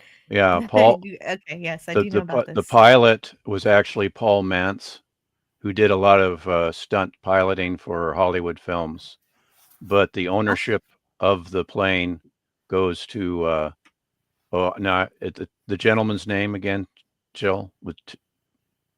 What was the gentleman's name? No, Frank Gifford Tallman. Yeah, Tom. Yeah, he was the owner of the plane, but the actual pilot was Paul Mantz, who unfortunately got killed while filming Flight of the Phoenix in 1965. I love that movie. I'm so glad he made it. Yeah, he unfortunately in doing it, and the thing is, it was a second take of have a conversation with Vic Morrow. Yeah. Anyway, enough of that. Well, back to Twilight. Yeah. Why death? Because this is about saving lives. But he made this episode possible, so thank you for bringing him up. Thank bless him. Yeah. Is that a thing you can say? Thank bless him? Sure. Thanks. For the sake of time. And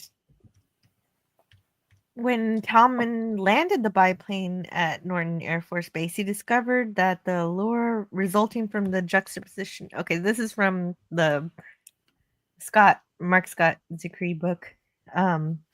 Basically, what he's saying is everybody fanboyed over this airplane when they saw it. When you fly this ancient looking aircraft in a modern airport, and everybody is excited. George Clemens, director of photography, recalls when he landed at the airport and taxied up, you've never seen people come around a thing like kids around a new toy as these modern day jet pilots. They looked in the cockpit and felt the wings. They'd never seen anything like this. And so they had to rope it off. Where was this filmed? What was the airway? I said that already. Yeah, and I wasn't listening. Where was it? Oh, no, I have to scroll back up so I can see. Scroll up. It was in Norton Air Force Base, San Bernardino, California. My God. Yeah. It's so incredible. This is practical effects, and it describes the entire story so perfectly. Seeing this biplane land in front of these 1950s jets. Like, this is amazing. This is probably the best produced 1950s television that I think I've ever seen. And it's also one of my favorite time travel stories, which is proof of the fact that timelines, they're malleable. Yeah, this episode is malleable. That's how it was written. And so that's how we're going to talk about it. It's like maybe it's outdated now, but come on, this is the Twilight Zone. It was made. This was the beginning. Wait. I have an idea. Yes. What's your idea? Timelines are malleable in the Twilight Zone. Yes. And Did I growl like he too gets much? I should probably no, do that. it was fine. No, it was All right. fine. Anyway, we've got our Mr. Decker, William Decker, Commander. as if No, Lieutenant. Lieutenant. Yes, Lieutenant. No, Lieutenant. And the thing is that I appreciate Lieutenant. all of Oh my his God. old-timey rhetoric, his vernacular. You mean the Royal Air Force? No, I mean the Royal Flying Corps. Dick. Like Decker is so good. Okay, out of all of the Deckers that I have met in my history of fiction, he's number one, like flat out. Then it's Willard, and then Willard. it's Commodore. What's it? Commodore? What's his name? Commodore Decker. Yeah. Yeah, but played by That's what I William, call him. William Yeah, Wyndham. but what's his first name? He has a first name. Matt. It's Matt. Matt It's Decker. Matthew. Yeah. So yeah, no, You this is you my just favorite. I wondered if you were gonna be like, yeah, I don't, yeah, Doomsday Machine. Oh no, I respect the entire Decker family. I'm just saying this guy's my favorite Decker. he's not related, not related to Willard or Matt. Not that you know of. Yeah, This is Canada's Star Trek the Motion Picture. I like William Terrence Decker. He's number one, and then Matt Decker number two. Who's William Terrence? William Terrence Decker is the man that's standing there in the Royal Air Corps Terry. uniform. I'm sorry. We're on a first name basis. Oh, I love the uniform. I love that this is on location. Where is this? California, this looks San like Bernardino. Absolutely gorgeous. It's supposed to be France, but it's in California. But now, and he's out of Terry? place. Before we get to Terry, I just want to say he's out of time, and it's really subtle. They don't talk about it at all. But he does a double take that there's a lady. So I'm wondering, like, if that's something odd for him to see. But that reminded me of Captain Christopher. Remember when he was walking down the corridor in the Enterprise and he saw a lady and he was like, "Women." Yeah, but they're exactly. In those mini skirts, baby. Well, but still, ladies in uniform are sexy. Don't you forget it. Yeah. Did you just watch Tomorrow's Yesterday also last night? Jill, I leave Star Trek on in the background all the time for the fish. Oh, that's very nice of you to make sure the fish are not bored. So General Harper notices the out-of-date uniform. As you were saying, Royal Flying Corps. You mean Royal Air Force. And he's trying to figure out why Deckard is saying that he's wearing a costume. Like, okay, why are you wearing that costume? But even before that, Mm-hmm. Like he's stamping around like it's World War I. You know why? Because for him it is. It is. Yeah. It's beautiful in terms of a performance. That man is committed. Who is this guy? Is he English or is he American? He's English. Well, he's really good at his job. He's really good at his job. And they finally find out that he thinks it's 1917. And they don't believe him. At least the general doesn't believe him. Yeah, the colonel, though. The colonel's on his side. A Major Wilson? Whatever, the guy, the guy who's on his side. The only thing, the only thing, Scotty, you said he's good at his job, but we learned that he actually wasn't. That's right. But he knows how to put on an air of professionality. He knows how he's expected to act. When was the air date? When was the original air date of this episode? February 5th, 1960. So spoilers. Anyway, this guy is so heroic that he goes and saves the man that he feels bad for abandoning. Wait. No, I said no spoilers. Damn it. Can you I hear didn't. Me? Yeah, no, I'll go back in time. Okay. So that cloud, while I was passing through it, it couldn't hear my engines. It was like being swallowed in a vacuum. You want me to believe the silent cloud? Yeah, exactly. They're just like, who are you? Who do you think you're fooling? So he's trying to explain how he got here, and we find out that, well, Decker came from that cloud, and that does sound crazy. So it makes sense the general doesn't believe him, and he Can says I? that his flight partner Alexander Mackay should be dead, and Yeah, he knows this, and because he Vice Marshal. abandoned him. Yeah, exactly. But so he's shocked to find out that Mackay is alive and everything's okay, and he can't. General Harper thinks this is all a hoax. And what did you want to say?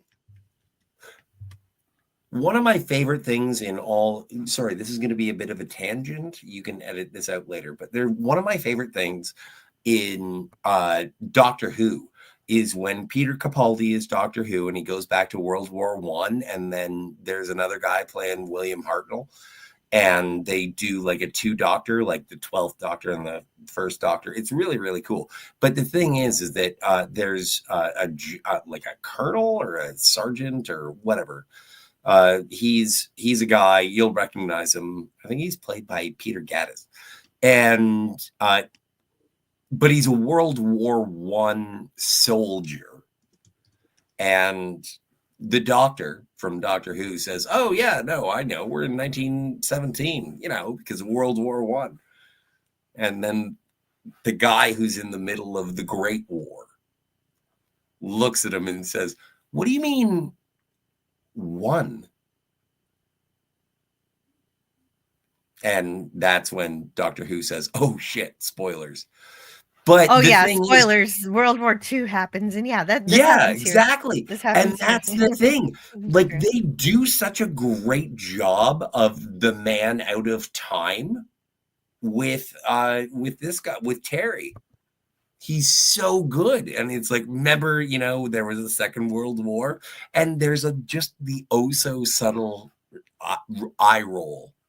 I love this. Is such a good time travel episode. I think it makes me believe in time. Moving on. Someone else talk.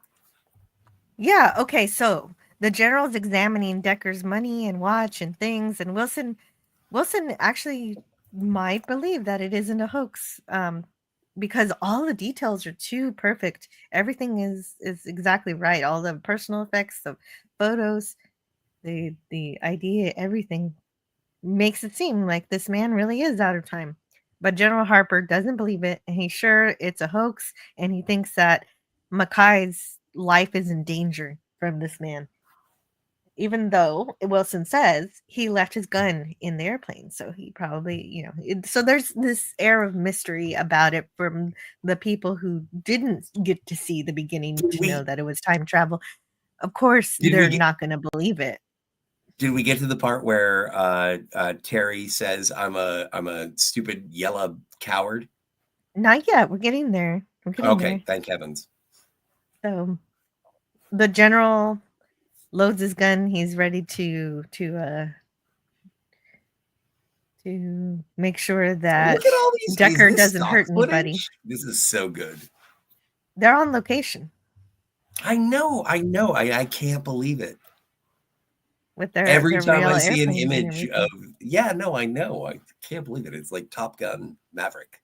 Yes, it's like Top Gun Maverick, exactly. They're working with the actual military, just like Top Gun Maverick actually works with the Navy. Yeah. Keep going. And Tell me about that the guy. okay, I will. Meanwhile, Wilson comes to see Decker, who is basically locked up like a prisoner, and offers him a cigarette, which he refuses. So it's serious in a Twilight Zone episode when you refuse a cigarette. So Wilson says, "Do Well, you real?" I don't want to break it down, but the thing is that I'm pretty sure that Terry is like on his nerves, like he's on his toes. And let's not forget, like smoking a cigarette in 1917 isn't like smoking a cigarette in 1954. Like 4 out of 5 doctors recommended cigarettes, right? Yes, that's And true. I'm pretty sure That's that weird, in right? World War One, He was like, no, dude, I don't want to get high right now. So Wilson says, do you realize you're asking us to believe something rather incredible? A cloud of silence? A World War I pilot landing at an American base in France in 1959? Such a thing just doesn't happen every day. And Decker says, well, it happened today. And Which Decker is tells so, oh my God, I love it. Keep he going. kind of he Decker continues by proving that he knows Mackay by telling a personal story that nobody knows, that people Oh, lead nickname him. bottom. Yeah, people nickname Mackay Old Lead Bottom because he got he got He shot got in the lead ass, in his basically. bottom. That's the funny. Yeah. Yeah, and it makes for a great line at the end of the episode, which I'll let you read, but don't read it until I put it in the private chat. All right, I can't read it until you let me read it. You know I Yeah. can't read. Well, that's why I'm telegraphing it now. Could you read this from Decker? Decker says in the chat. So Decker thinks Mackay is dead because. Okay, hang on a second. You know what? I have to change characters and figure out what, if I'm going to be Decker. I don't know. I'm switching from asshole to. All right. Because the last time I saw him, he was caught in a circle of 7 German planes. There was nothing I could do about it, of course. I was involved with 3 others. Obviously, he got away.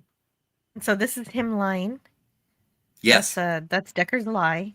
Yeah. Hearing this, okay, so he hears that, then he hears about how McKay is totally alive and became a war hero in World War II. That's impossible, I tell you.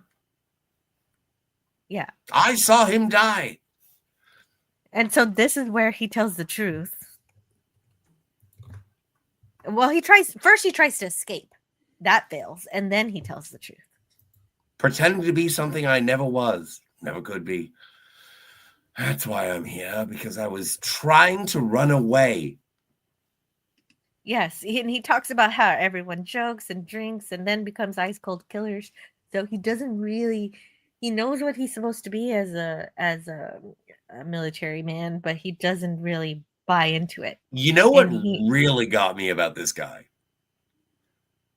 He says that he has a gun in the cockpit just so he can shoot out of the cockpit, so it looks like you got shot at. Yeah. So he could play it up that he wasn't. Look how close they got, old boy. That's messed up. Yeah, it's fucked. He's supposed to be a teammate with He's McKay. a coward until he's not. He is a coward, and until Mackay he's not. does it. Okay, yes, that's correct. We'll get there though. Like you said, Okay. Rachel Garrett. Garrett. Rachel Garrett was never a coward. So. No, Rachel Garrett. Well, I don't know. Did you see Section 31? Oh shit! I know it's hard. Anyway, it exists, but please disregard it. But no, she wasn't. She was not a coward in yesterday's Enterprise. No. Hashtag her reason my Garrett. Yeah, her reason for being taken away from the battle was not her fault. Right. But he's a coward. He's supposed to be a team with Mackay, but every time he convinces him that they should split up, while Decker flies back and forth, hiding in the cloud, hoping the enemy doesn't see him. And then you can read this from Decker. Oh yeah, I already put it in there, but read it. Where is it? Flying back and forth? Mm-hmm. Which flying back and forth? Both of them? Just one. Bottom one? Doesn't matter. My stars. This is the weirdest Tuesday I've ever been a part of. Because it's Wednesday. In the Twilight Zone. Flying back and forth. Dreading the possibility that I might see an enemy plane and just hoping for enough time to pass that I can go back. Oh my God. This is exciting. Yeah, he even considers giving himself up to the enemy because he hears that prisoner of war pilots get the least of the worst of the treatment as He is prisoners. under that impression. Yeah, he is under that impression. And also, you know what? I'm going to give Terry a little bit of maybe today is a good day to die. Yeah. Dude's a Klingon. Well, but before we get there, Yes. I like this dialogue that leads up to his redemption. So Right. I'll be Wilson. You start with because. What? Did Stone Racket quit? I don't know what happened to Stone Racket. I'm here. We wish him the best. Okay. Well, yeah, maybe he just hasn't had something to say yet. He's waiting for But we're for giving him. him lines. Like he could be Decker. Okay. What do you want? What do you want me to read? The Decker part. Just starting with because. No, Jill's going to be Yes. Wilson. Starting with because, yes. Because it Is was that me where we're that going? let the Germans trap him.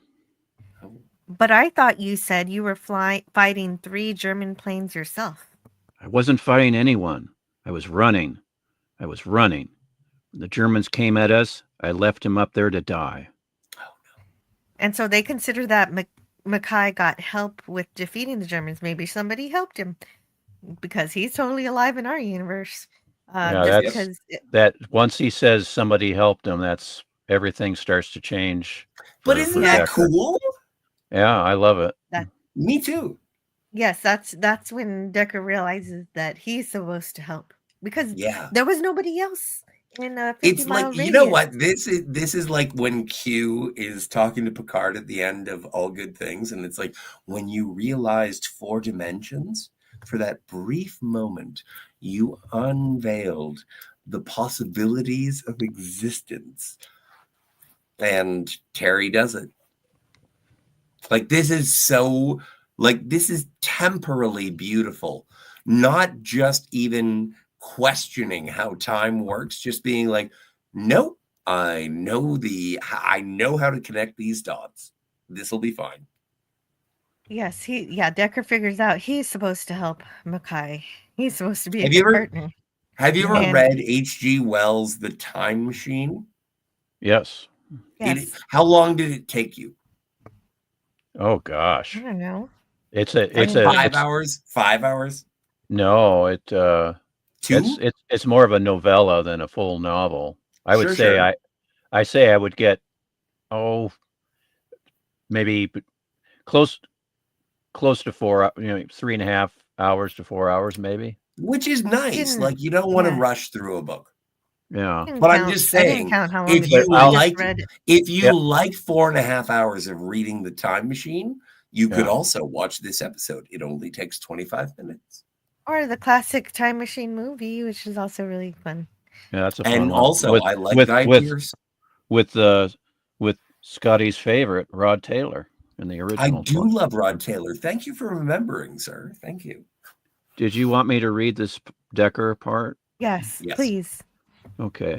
Maybe it wasn't an accident that I landed here. Maybe I was brought here for a purpose, to find out that Mac had survived, to find out that time was giving me a second chance. And that's the moment where I realized this is yesterday's Enterprise. Yes. Yeah. Where Decker believes... or yesterday's Enterprise is the last flight. Well, yes. And that's correct because this was made first.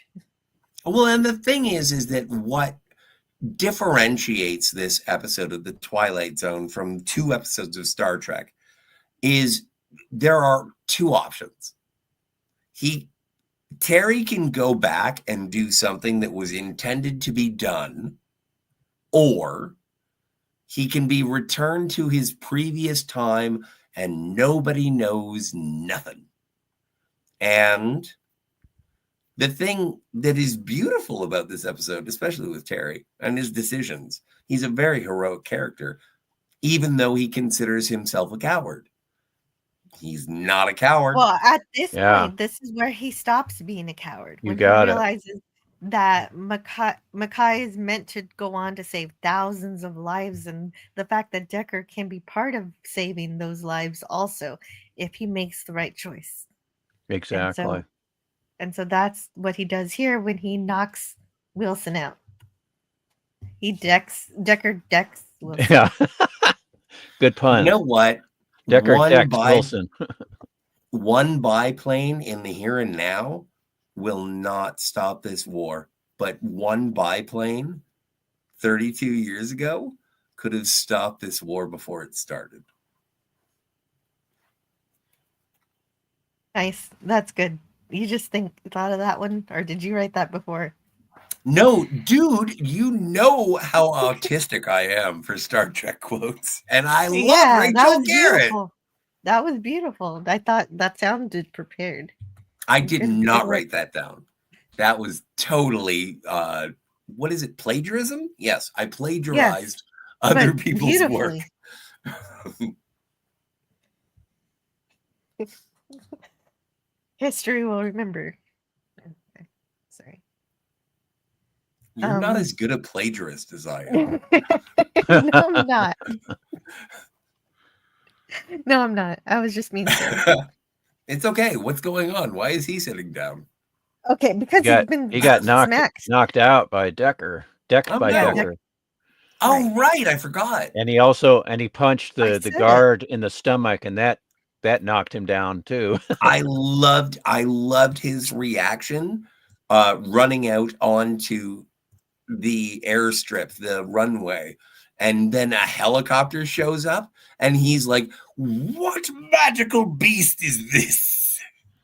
That's what you're looking at right now. This is a guy who has never seen a helicopter, doesn't understand what's going down. It might as well be a demon. So anyway, he goes and runs and looks for his plane because this guy's not going to be able to fly a jet.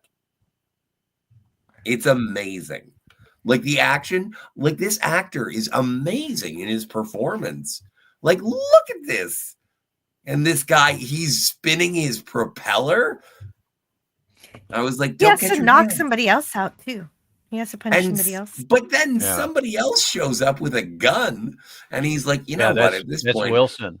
Yeah, Wilson. Me. And the thing is, he stares him down, and Wilson doesn't shoot him at all. Lets him go because deep down he knows that's the right thing to do, even though he's going to get called on the carpet for that decision.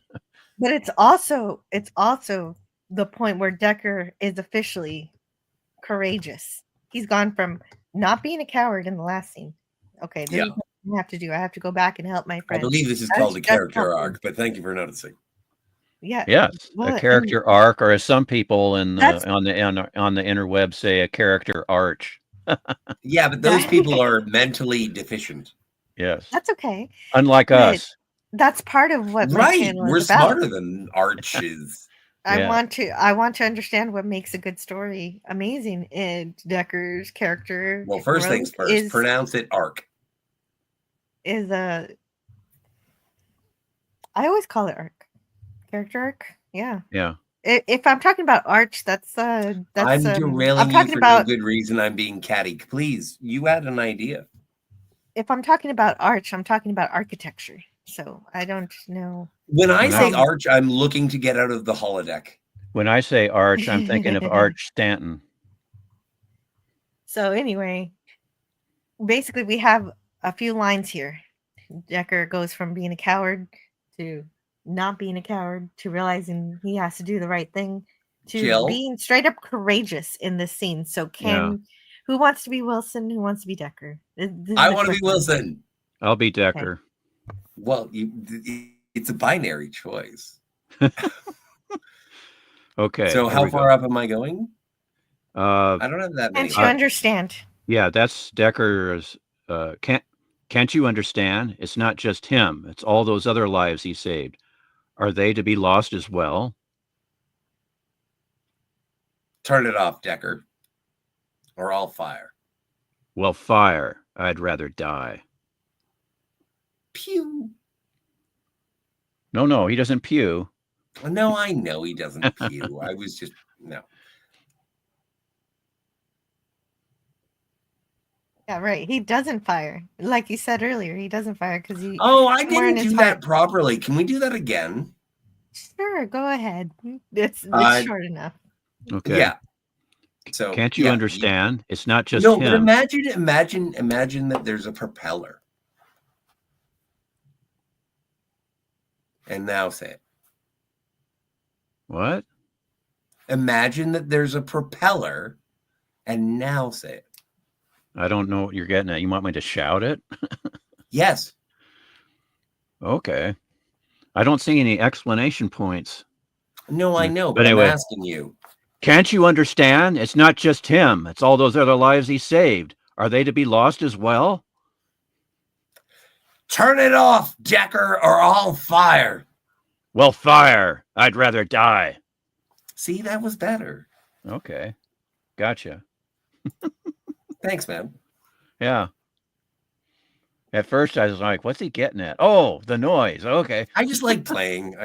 Yeah, that's okay. Yeah, Scotty is being a director today. Poor director. But one nonetheless. And just well done, Decker. Wilson decides not to fire, and Decker does fly. And he goes where he was supposed to be, back to the clouds. Yeah. And then we finally meet Mackay. Well, Mackay shows up. Dr. Mackay. Vice Marshal Mackay. And of course they ask about Decker instantly. And he's like, yeah, I know that guy. Oh, boy, do I do. And, well, I had a feeling old Terry was lighting out on me. Okay, so we're going to read this one too. This is the good one. I just okay. like the lines in this episode. Can I be Dr. Mackay? Oh, yes. Yeah. Go right ahead. Yeah, Richard Matheson, they didn't really change. That wasn't Richard Matheson. Get off my lawn.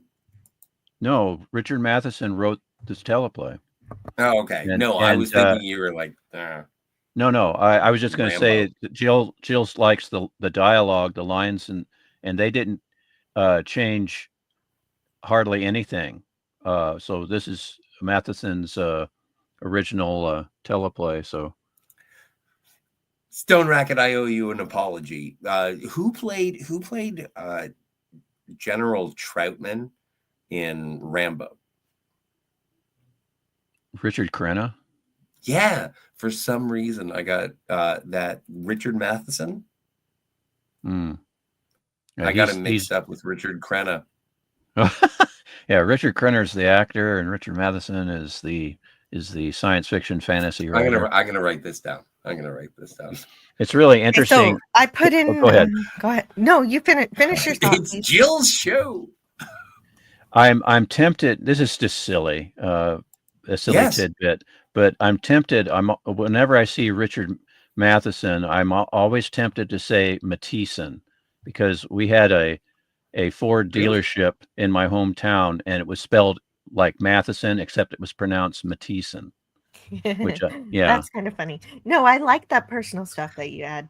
Okay. I have a doctor. I have a doctor named Spaceman, but it's pronounced Spachemin. Spachemin. Okay. Yeah. And if you're not a writer from 30 Rock, I didn't steal this joke from you. I appreciate the personal stuff that Stone Racket adds and the terrible jokes that Scotty adds, because lots of people are going to review the Twilight Zone, The Last Flight, but nobody will have those two things in their review. So thank you guys. And thank you, Jill. I thought that was going to be a reprimand, but it was such a high five. Thank you. You're the best. So, Scotty, you want to be McKay, and then Jill, do you want me to be Wilson, or do you want to read Wilson? No, you can be Wilson. I like you guys reading. Okay. So I'm McKay. But don't read the last. McKay? Yeah. Even if you know the last line. Even if you know the last line, don't say the last line yet. I gotta set it up. He flew away? No, wait. Decker? Yeah, you start with well.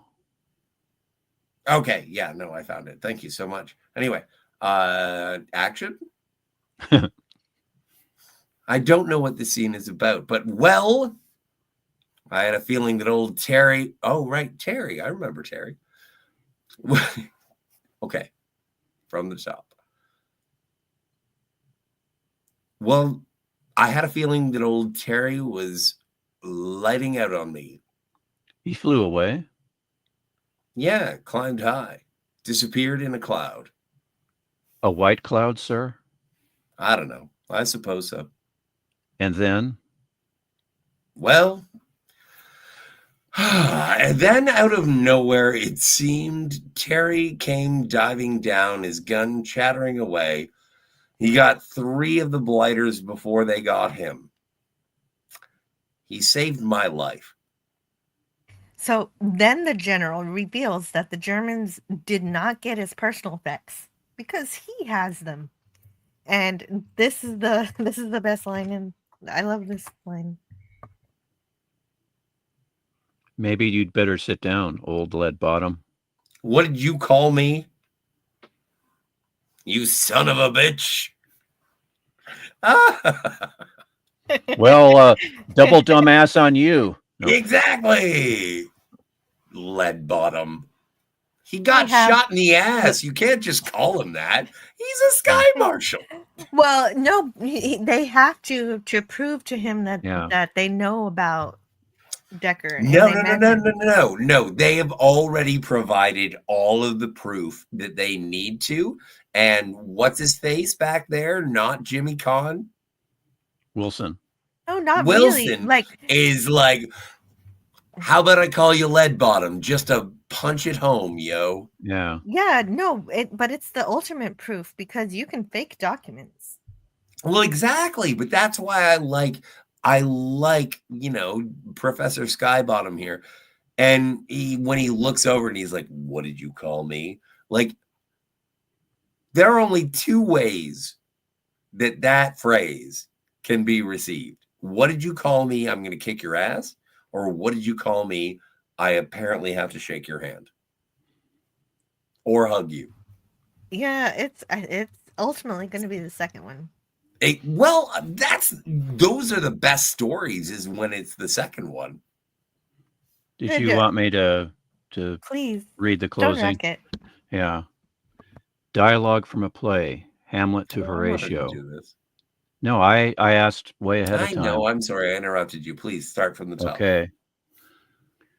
Dialogue from a play, Hamlet to Horatio. There are more things in heaven and earth than are dreamt of in your philosophy. Dialogue from a play written long before men took to the sky. There are more things in heaven and earth and in the sky than perhaps can be dreamt of. And somewhere in between heaven, the sky, the earth, lies the Twilight Zone. I just love that closing. Now, what I'd like to know yes. is, I have a feeling that Serling writes the opening and the closing, even though it's someone else's teleplay. Because I'd like to know for sure, though, if Matheson actually wrote that himself or Serling added it on. That's one thing I'd like to know. I know. Good question. I don't know. I know with Outer Limits, Harlan Ellison, I know, wrote his own intros and outros. But for Matheson, I wonder if he wrote that, because I just love this closing narration. Well, Stone Racket, you're a writer. Well, not really. Well, have you ever written a story? Yes. And so where do you start? The beginning or the end? I always have an ending in mind before I.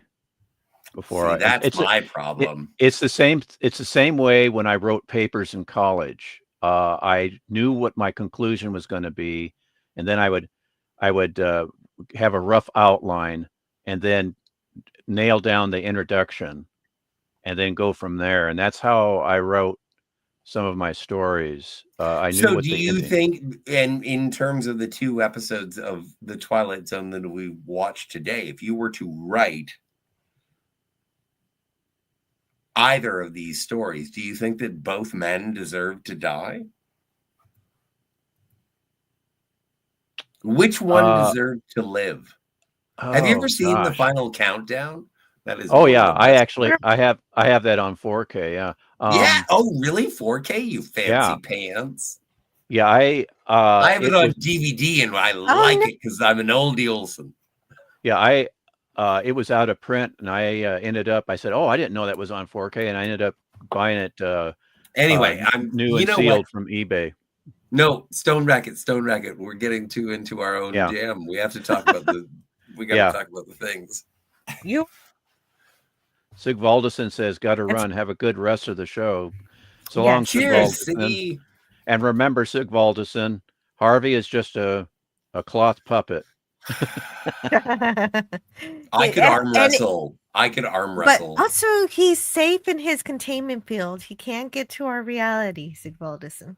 But I know He's he wants to only change that. caged. I could get to him and make him Red Lobster.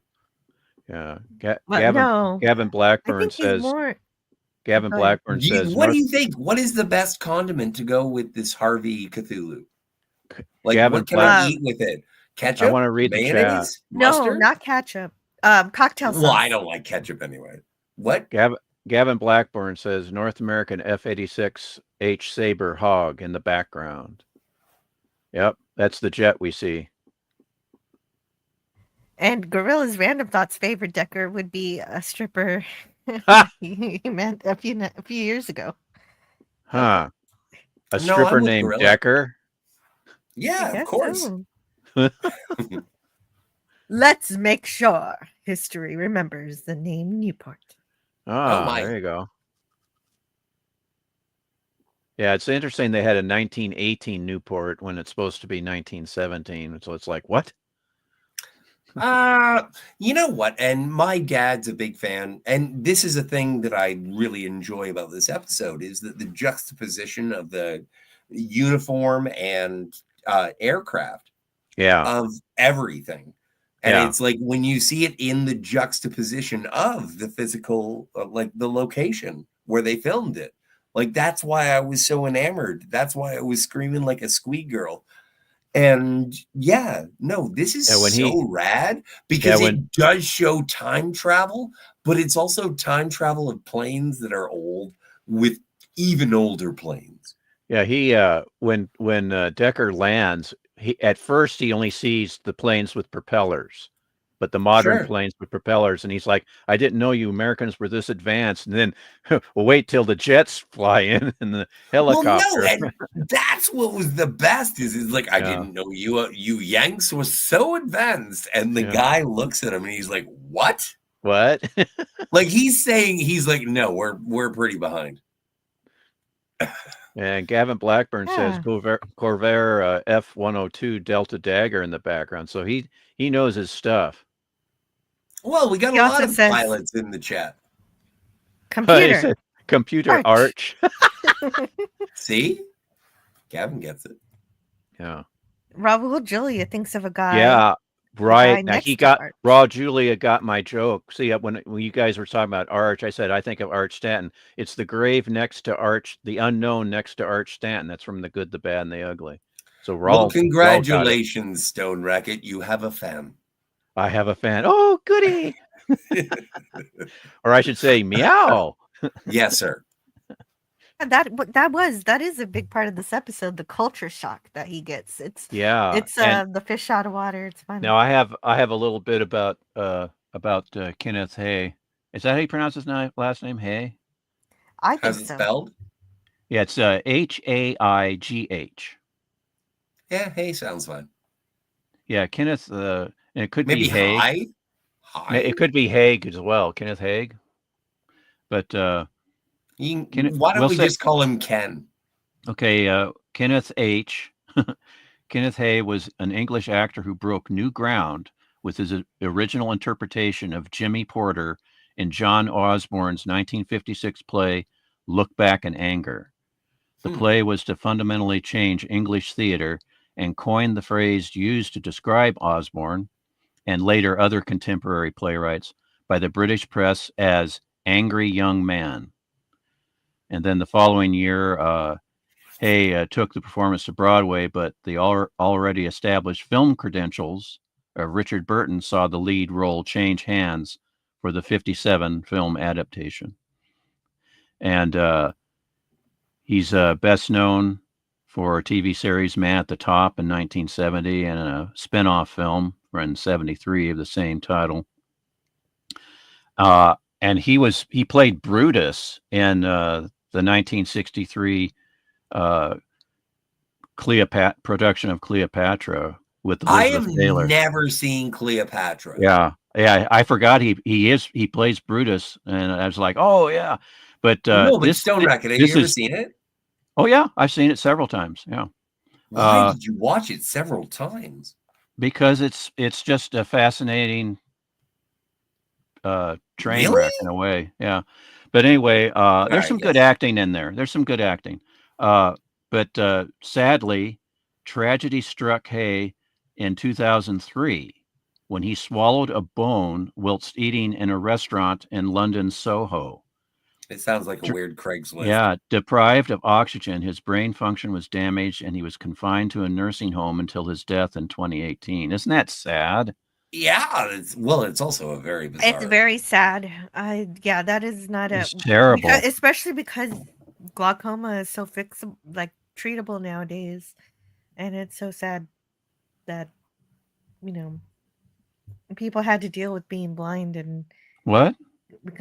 Oh wait, What are you were we talking about? What were you talking about? Glaucoma. What are you talking about? I'm talking about what happened She's to talking Kenneth about Hay. empathy for the blind people.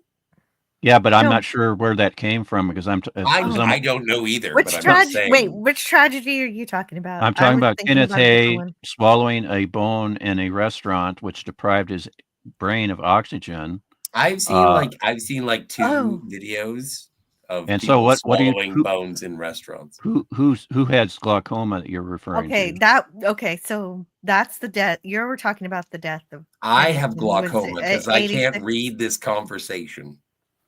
It's okay, Scotty. I'm going to explain it if you Thank you. allow. I don't I wish. understand why, but you were talking about Kenneth, and yes, Yes. that's tragic. But also, something Crazy similar Tuesday. happened with Sloan. He was only 55, and he was going blind as a result of glaucoma, and he rather than be blind, he overdosed on barbiturates. Which actor are we talking about? Sloan from the first episode. Oh, Everett Sloan. Oh, excuse me. Yes. Oh, I didn't realize that. That's awful. Yeah, so both actors. Well, but also, both what about had lovely death. blonde lady from last week? She Yeah. overdosed on barbiturates. Yeah. I guess Yeah. it's Ilsa tragic. Schlesinger or whatever. That's tragic. Inger No, Stevens. Yeah. Stone Racket. Well, Inger Stevens. My mistake. Yeah. I don't want to be disrespectful. I thought she was a very talented and attractive woman. Yes, I agree. But yeah, no, she. Let's keep up with how many people kill themselves on barbiturates. Last week, it was Inger Stevens. Yeah, when I saw it happens. When I saw the world, the flesh, and the devil when I was a child, Sure. I was. Do you have a Blu-ray? Totally enthralled with Inger Stevens, and I watched a lot of her stuff. I was always eager to see her in different productions when they aired on television.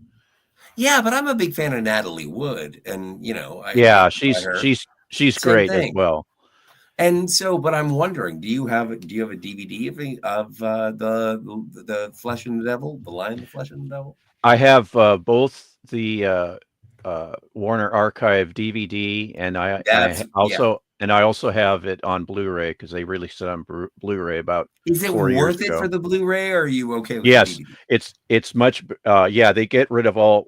What really bothers me with the DVD is white specks going through the whole white print. Specks. Yeah, I don't like white specks, and so they got rid of all that. That's in the Blu-ray. racist. Yeah, right. Anyway, moving on. Anyway, that has been our DVD corner about the Harry Belafonte and Inger Stevens film. Yeah. What's it called again? The World, the Flesh, and the Devil, and also has. I gotta write it down every time. Also has Mel Ferrer in it. I love like your art. So you not like Mel Ferrer. Mel Ferrer, who was married to Audrey Hepburn at the time. Ooh. So you know what? The best part about Mel Ferrer is that while Audrey Hepburn was in Roman Holiday, Mel Ferrer was in Audrey Hepburn. back then. I don't know if she was married to him back then. Was Oh my God. Are you seriously going to fucking time check whether or not my lewd joke is it? You know what? I don't think that they were married It's- at the time. So Well, I you don't, know- I don't the know if they history had doesn't done the line up, coitus Scotty. yet. I'm that Yeah. guy. You got to remember. All that. right, fine. I'm not writing Scotty down anything. R37, please read the chat from Watcher X. I cannot wait. Where is it? Third from the bottom. Third from the bottom. Usually where I am. Oh no, but it's not highlighted. I can't see it. Oh, I thought you could click on it for me. Oh, I was it's being lazy. Well, I haven't seen it. I don't know where you are in the chat. yeah, it's the one with. Oh, there you go. It's a good thing, says Watcher X in the chat. Jill is covering this episode. Oh, I'm sorry. Tries not to think of cornfields. Oh, 2 eye emojis he's. and a We haven't- chat we haven't- emoticon. We haven't got to we that haven't episode covered yet. Yeah, we haven't covered the Bill Mooney episode yet. That'll be fun. Yeah, Jill, it's good that you are covering Twilight Zone. It's a good thing. Yeah, you got to keep me happy because those Yeah. cornfields, they exist. Well, I love Tuesdays. I love hanging out with you guys on Tuesdays. Oh, what about Wednesdays? Do you like Wednesdays? Oh, can I read No. this? Can I read this, Jill, and then give a quick anecdote? Please. Okay, Gavin Blackburn says Cleopatra is a great movie. The time just flies by. The best capsule review of Cleopatra when it coming out of the premiere, Charles Addams, the famous cartoonist for the Addams Family. Oh yeah. Charles Addams, his capsule review after exiting the theater after the world premiere. I only came to see the asp. Get it? That's cute. No. Okay, what killed Cleopatra? Poor reviews a and poisonous- box a office poison. A poisonous snake, referred to as an asp, which is a cobra, and it's in a jar of figs. Richard Burton's alcoholism. And she puts her hand in and gets bitten by the snake. But Charles I don't Addams, listen to hip hop. Charles Addams, he said he only came to see the asp, and he had to sit through 4 hours and 3 minutes of Cleopatra to get to that. That's There the are a truth. bunch of long movies that I feel like I can only watch in theater. I've been surprised that I watched Lawrence of Arabia. That was a trial, watching it on my couch. Same with Gone with the Wind. I love watching 2001 in whatever aspect ratio I can get. But it feels like Cleopatra is something that I am going to have to go and take on a date. And I'll be like, I love you so much, baby. I'm gonna ask you to marry me while we watch Cleopatra. And then 12 years later, we'll get divorced. So I was wondering why you're being so dramatic about it. This movie's almost 4 hours long. yeah, 4 hours. I and 3 know minutes. I That's what don't want to said. watch it. Missed you saying that. I'm sorry. That's Yeah. insane. 4 hours Yeah. back then. 4 Hey, hours Jill, and 3 do you- minutes. Yeah. What- Jill, this Friday, we'll review Cleopatra. Do you want to make slides? No. So Come on, Yep. that's hilarious. If you went Just- to the theater, though, was there an intermission? oh yeah. The thing is Two. though, at the premiere, Elizabeth Taylor was so angered and sickened by the butchered film that she got physically ill. Because Joseph Mankiewicz, it was intended as 2 films, 3 hours in length, Cleopatra and Caesar and Cleopatra No. and Mark Antony, but Are you defending this film? they butchered it and released it in a 4-hour cut when it should have been 6 hours in 2 parts. Oh, it's too short. Yes, and they cut Oh my God. they cut so much of her performance. That's what Oh no. sickened Elizabeth I- Taylor. Jill, Jill, put a poll in the chat that has nothing to do with Twilight Zone. Do you like Elizabeth Taylor? I want to find out the yeses and the no's. Okay, just yes and no. Yeah. Do you like Elizabeth? Do you like Taylor? Elizabeth Taylor? All right, but before I do that, I have to close out the current poll, which is Let's find out about them scores. Yeah, right. So referring to the Twilight Zone, what episode do you like more? The Fever, which is these are or The Last Flight. And if anybody wants to vote, there are only 10 votes. You can sway the vote pretty easily if you wanted to vote. I'm gonna give it 1 minute. I already said I was going to abstain because I love these episodes equally. I will not choose them. All right, I'm gonna give it a minute. But I was able to do it, Scotty. Why can't you? Because I am weak. Because my power is beyond your understanding. No. This is true. This is true. But also, why does God need a starship? God does not need a starship because he's an infinite, transcendent being. Okay, shut up, Cthulhu. Who is spirit. I will fucking uppercut. What does God need with a starship? I'm sorry about the whole uppercutting of your nuts thing. Yeah, that false. I know it hurt. That false entity that was trying to fool the Enterprise crew and others. All right. You know the worst thing that Star Trek has ever done is disregard Cybok. So 60%. Luckily that was not Star Trek at all. For The Last Flight, 60%. Oh my God. Jill. Did you just disrespect Cybok? Oh, I disrespected Strange New Worms. No, I'm talking about Trek 5, Violent Frontier. Yeah, Gavin Blackburn. Star Trek 5 didn't dismiss Cybok. Gavin Blackburn asks, what does Scotty need with a 1/6 She-Hulk? Well, I've thought about getting into stop motion photography. Now, don't get all your panties in a bundle.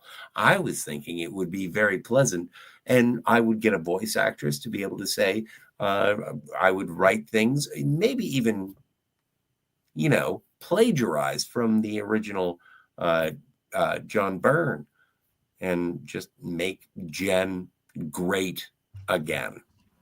What are you talking about? She-Hulk. Buy me a She-Hulk. He's talking about a She-Hulk. What? Okay. So what was the question you wanted me to ask for the poll? Elizabeth Taylor, yes or no? Do you like Elizabeth Taylor? Well, I think yes or no is very definitive. Yeah, that was the question you wanted. Was do you like Elizabeth Taylor? Well, and so Stone Racket, do you like Elizabeth Taylor? Yes. Ask me that. Well, the poll is up. But Scotty, why don't you like Elizabeth Taylor? Well, I'm not asking you why you like her. I just don't like her. Okay, because you just said you just asked me to ask you.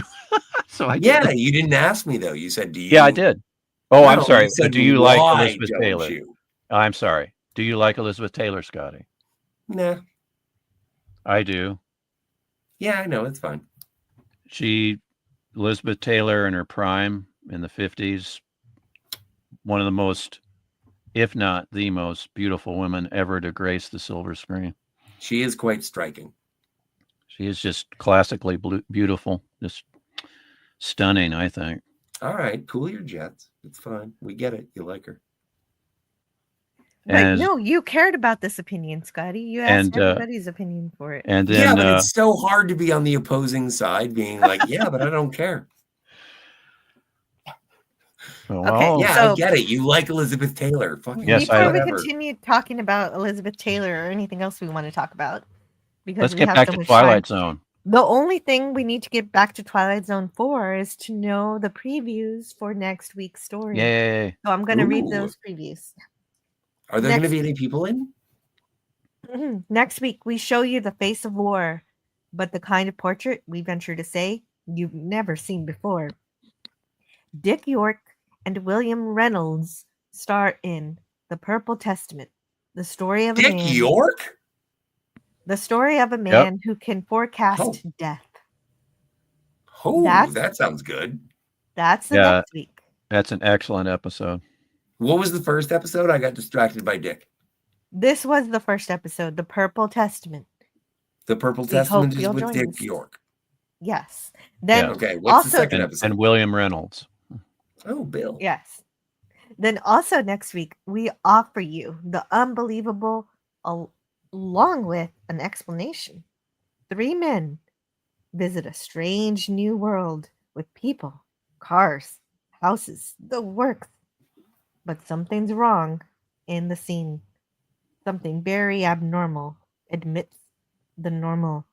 You'll see what I mean when next week we'll bring you Elegy. Elegy. Yeah. Elegy. That didn't describe the story at all. No, it Well, didn't. let me tell you. Elegy. Let me finish. Yeah, go ahead. Elegy by Charles Beaumont. It stars Cecil Kellaway. And that's it. That's the thank you. We And hope good you'll join night. us. Oh. Yeah. And yeah, I don't want to say good night yet. Yeah, People think the live stream is over. It's the afternoon. Yeah, Elegy, unfortunately, was the first episode our local PBS station showed when they started showing started showing Twilight Zone, and I'm not impressed with that episode. I'll just say that it's definitely not one of my favorites. But Purple Testament. Oh, Purple I Testament is love excellent. I love watching things that other people hate, just so I can find what I like about them. Because you're a contrarian. Yeah, And if man. You're awesome. Well, yes, and also you like to learn people's favorite Twilight Zone episodes. So every time you like an episode better than that episode, you can say, "Oh, well, it's better than that other episode that this person loves." But what of Lazarus, Sitting here on Jill? the panel. But what of Lazarus? Well, what of Lazarus? Which one, Scotty? A or B? I don't know. I don't know math. Math is fun. We should review that episode. I keep forgetting which is the evil one. Is it the one with the Band-Aid or not with the Band-Aid? At the end, Jill, at the end, when Kirk is talking to the gentle Lazarus, he does not have any bandages on him or any wounds. I don't there you think. go. I think So that's the one that keeps falling off of the Vasquez rocks is the evil one. Oh my God! All you people are simping for Elizabeth Taylor. You all saw the Flintstones, and you were happy with her being the mother. Liking somebody is not the same as simping, Scotty. Well, tell that to the people who think I'm a simp for She-Hulk. Well, you are buying her media. You're buying her DVDs, so you're giving her some money. I guess you can't actually simp. It's not even possible to simp for Jill. I hate She-Hulk to be because the bearer she's of a bad fictional news, but character. She-Hulk, yeah, she's a fictional character. But you can simp for Tatiana. I don't. Wanted to. Okay, there you go. What are you talking about? What are you suggesting?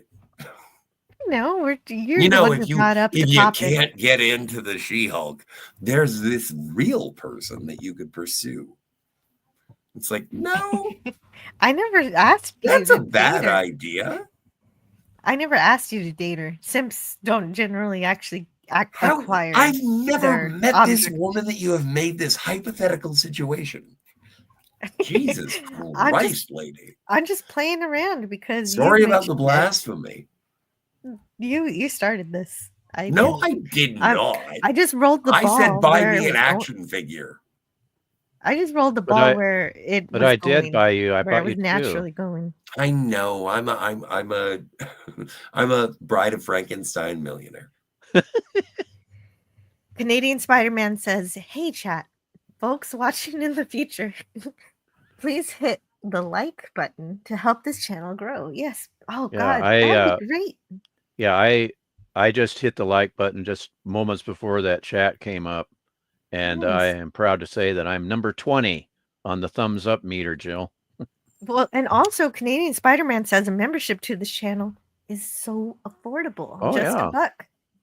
And you get I fun refuse. emojis, custom I refuse emojis, to and he shows. subscribe to this channel. Well, there's more than just custom emojis. There's also Yeah. live membership.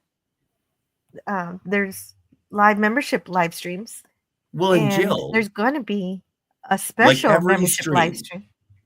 every stream that has slides, because you are so good at your slideshows, making sure that everyone is keeping up with the plot. But like every episode has free Eric's. That's right, except for today because I forgot to. Eric's didn't protect me today, but See, usually that's why I've Eric's. been so feisty. Not enough Eric's. I need a 3-arm alien to come just, give me the what for. Yeah. You need Eric's to keep you in order. Uh-oh. But So there is Jill, going. so Jill, you didn't have Eric's on your slides, did you? Not today. Oh, but I dear. think it's going to be okay. I think hope we'll so. survive. I hope so. We'll get away with it this Your time. channel is so awesome. I don't want anything bad to happen. I know Eric's is my bodyguard. You got it. But as Spidey I would need say, that the bumper membership. sticker. Eric's is my co-pilot. So there's going to be a membership live stream on Saturday. It's usually on Wednesday, but if you're usually at work during the day on Wednesdays, this is your lucky week. You might be able to make it. If you're a member, you usually can't make it to a membership live stream. You might be able to make it 11 a.m. Central on Saturday. We're going to be talking, and also with your membership, sometimes I cut special videos when I get the time. There are some short videos that are for members only. I plan to make more. Then also, what else do I do? Oh, there's a private Discord, and I just recently put the link to the private Discord, a permanent link to the private Discord. Well, and I really appreciate you under the letting me membership onto tab. the Discord, because I've been a co-host for a while, and so if you do want to join the Discord, that's it's basically my OnlyFans. So anyway, it's bikini area pictures all the time. Now the thing about that is that Scotty has not actually joined my Discord. No, don't even know what Discord is. But no, he can't work it on his phone. Jill, I don't know. I have a Commodore.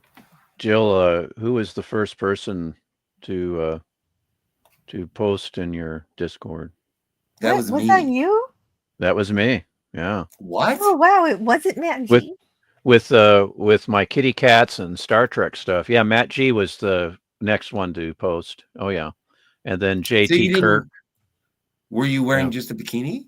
No, I'm talking about the Star Trek section of Jill's I obviously Discord. Don't know how Discord works. Well, Jill, you didn't have a Star Trek section yet. It was just the general chat section, and then I had to repost my Star Trek stuff in the legitimate Star Trek section that you created later on. Yes, because I wanted Star Trek to have its own area. So oh yeah, and collect I agree. all the cool Star Trek stuff anybody Yeah. wants to share. I should also have a food section, but Oh, Matt G doesn't. yeah, for Matt G, you got to have one because it's always, hey, this is what I ate at the diner, Jill. Yeah, look at me. Look at my me. chicken strips. I would love to do, if you wanted to do like recipes in the Discord, I would cultivate. Yeah, no, that's a good idea. I'm gonna make a food section. I am an excellent cook. You are. You're an excellent cook. You're an excellent bartender. You know what doesn't go with spaghetti? Green beans. That's right. You can also drive a forklift. You can manage inventory. Well, not when I'm cooking you green beans. No, those not are at the same big time. green beans. That's really odd, Scotty, because when my mom made spaghetti, she had green beans with it. Your mother was a weirdo, and I apologize for your culinary tastes. Well, I like the green beans with the spaghetti. What is with Oh, that? there you go.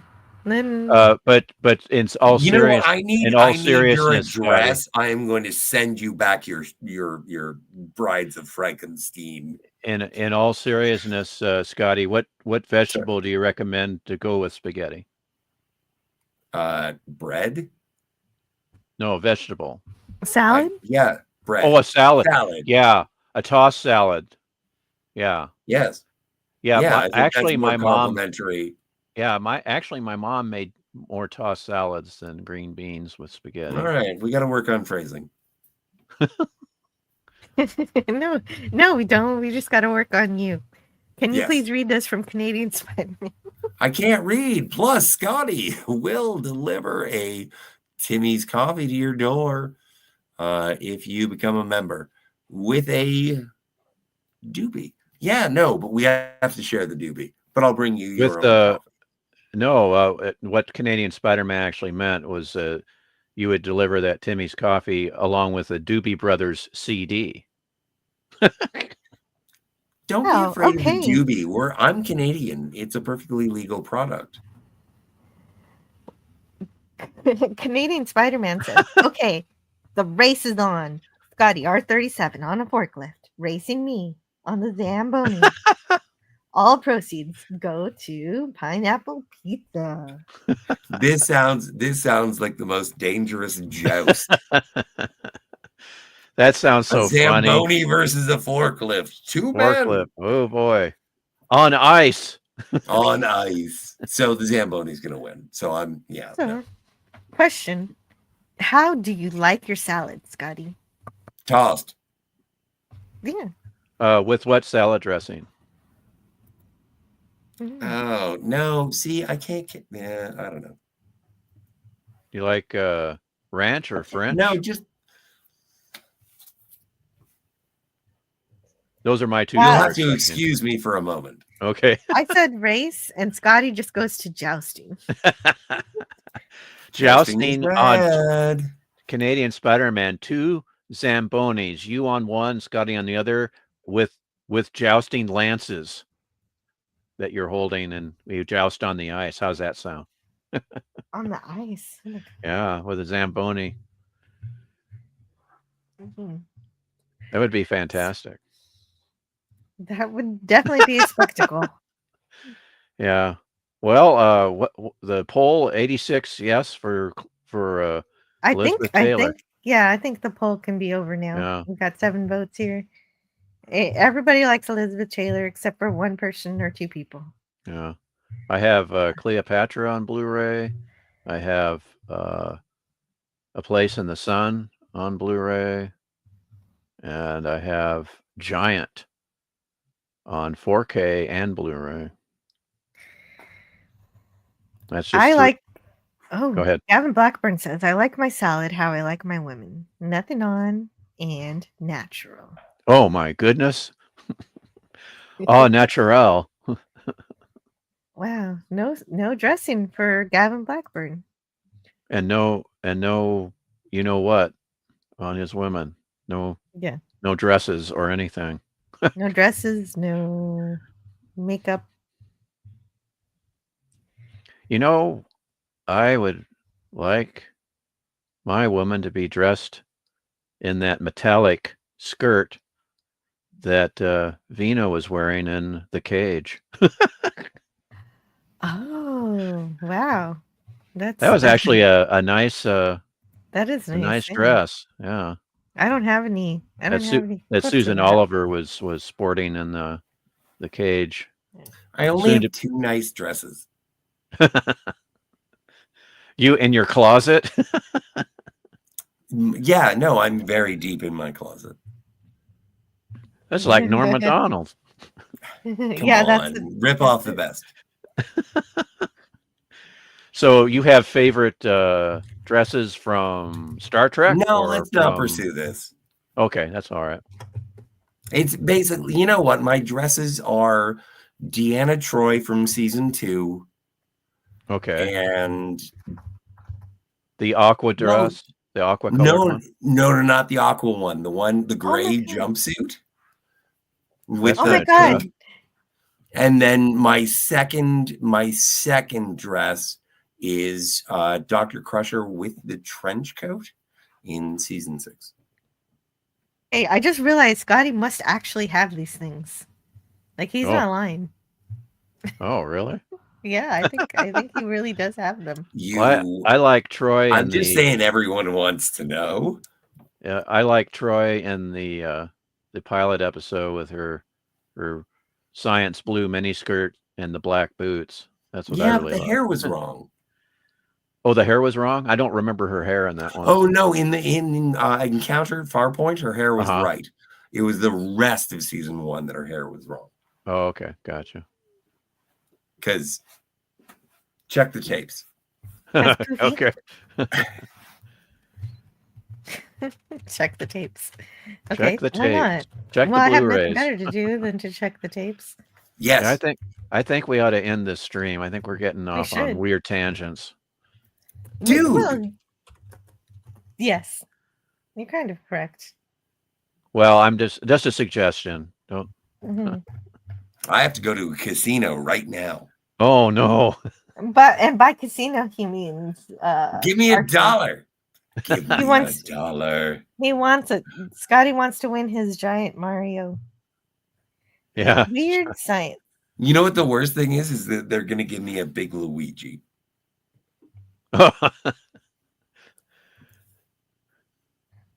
A big, that's the other guy. So how do we finish Would this? you be disappointed if you got Luigi? Because I like Luigi. You know what? I think I would actually be happier if I got Luigi. I would be like, fuck you. Yeah. Yeah, well, we can end it just by saying I enjoyed both of these episodes. Yes. I love the, yesterday's biplane. It's definitely my choice. The Last Flight was, if you haven't seen it, this is, if I had to tell you which one to see, this one is the one I would pick. Yeah. Even though they're both really good. Yeah. This one is about facing your fears to do something right for the good of people you're never even going to meet. Yep. Yep. And he found his destiny. That was it. But The Fever was still a really accurate portrayal of that addiction that exists. And Serling knew it because he experienced it briefly. Oh yeah. Well, he was married. Rod Serling was married, and everything that happened to Rod Serling adversely was because he had a woman who loved him, just nodding in the sidelines, saying, "No, it'll be fine."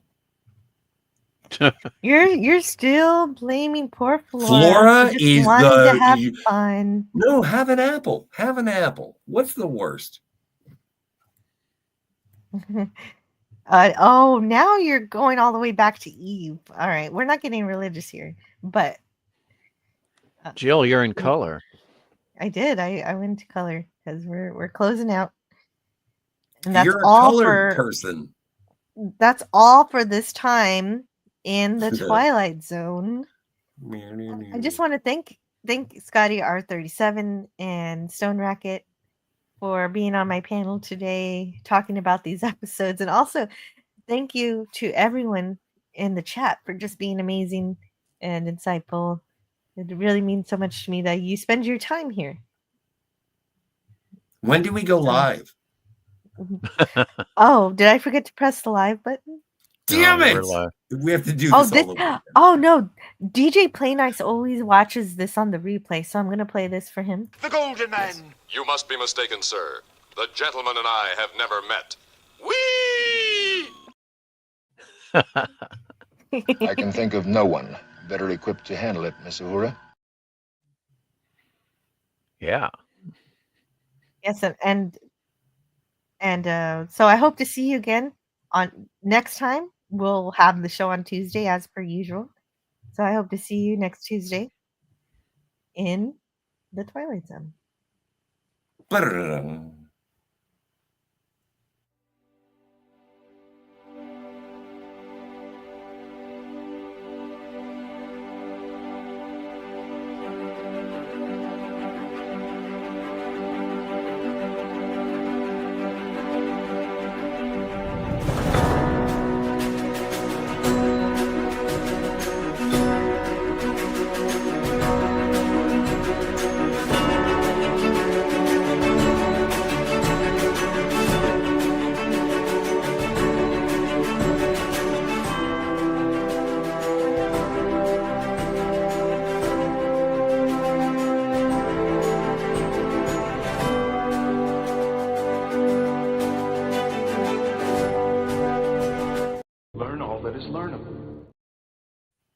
and the ways our differences combine to create meaning and beauty. It has always been easier to destroy than to create. May we together become greater than the sum of both of us. Well, now you have something new to think about. Carry on. All right, move along. Done. Stop it. Get off of the things. Go outside. Get some food. It's like, it's a time of day where you live. Go do something. Shut up, Snoopy. I don't care. You smoke too much. Let's go. Let's go adventure. Let's go explore. We don't have to be mean. Because, remember, no matter where you go, there you are.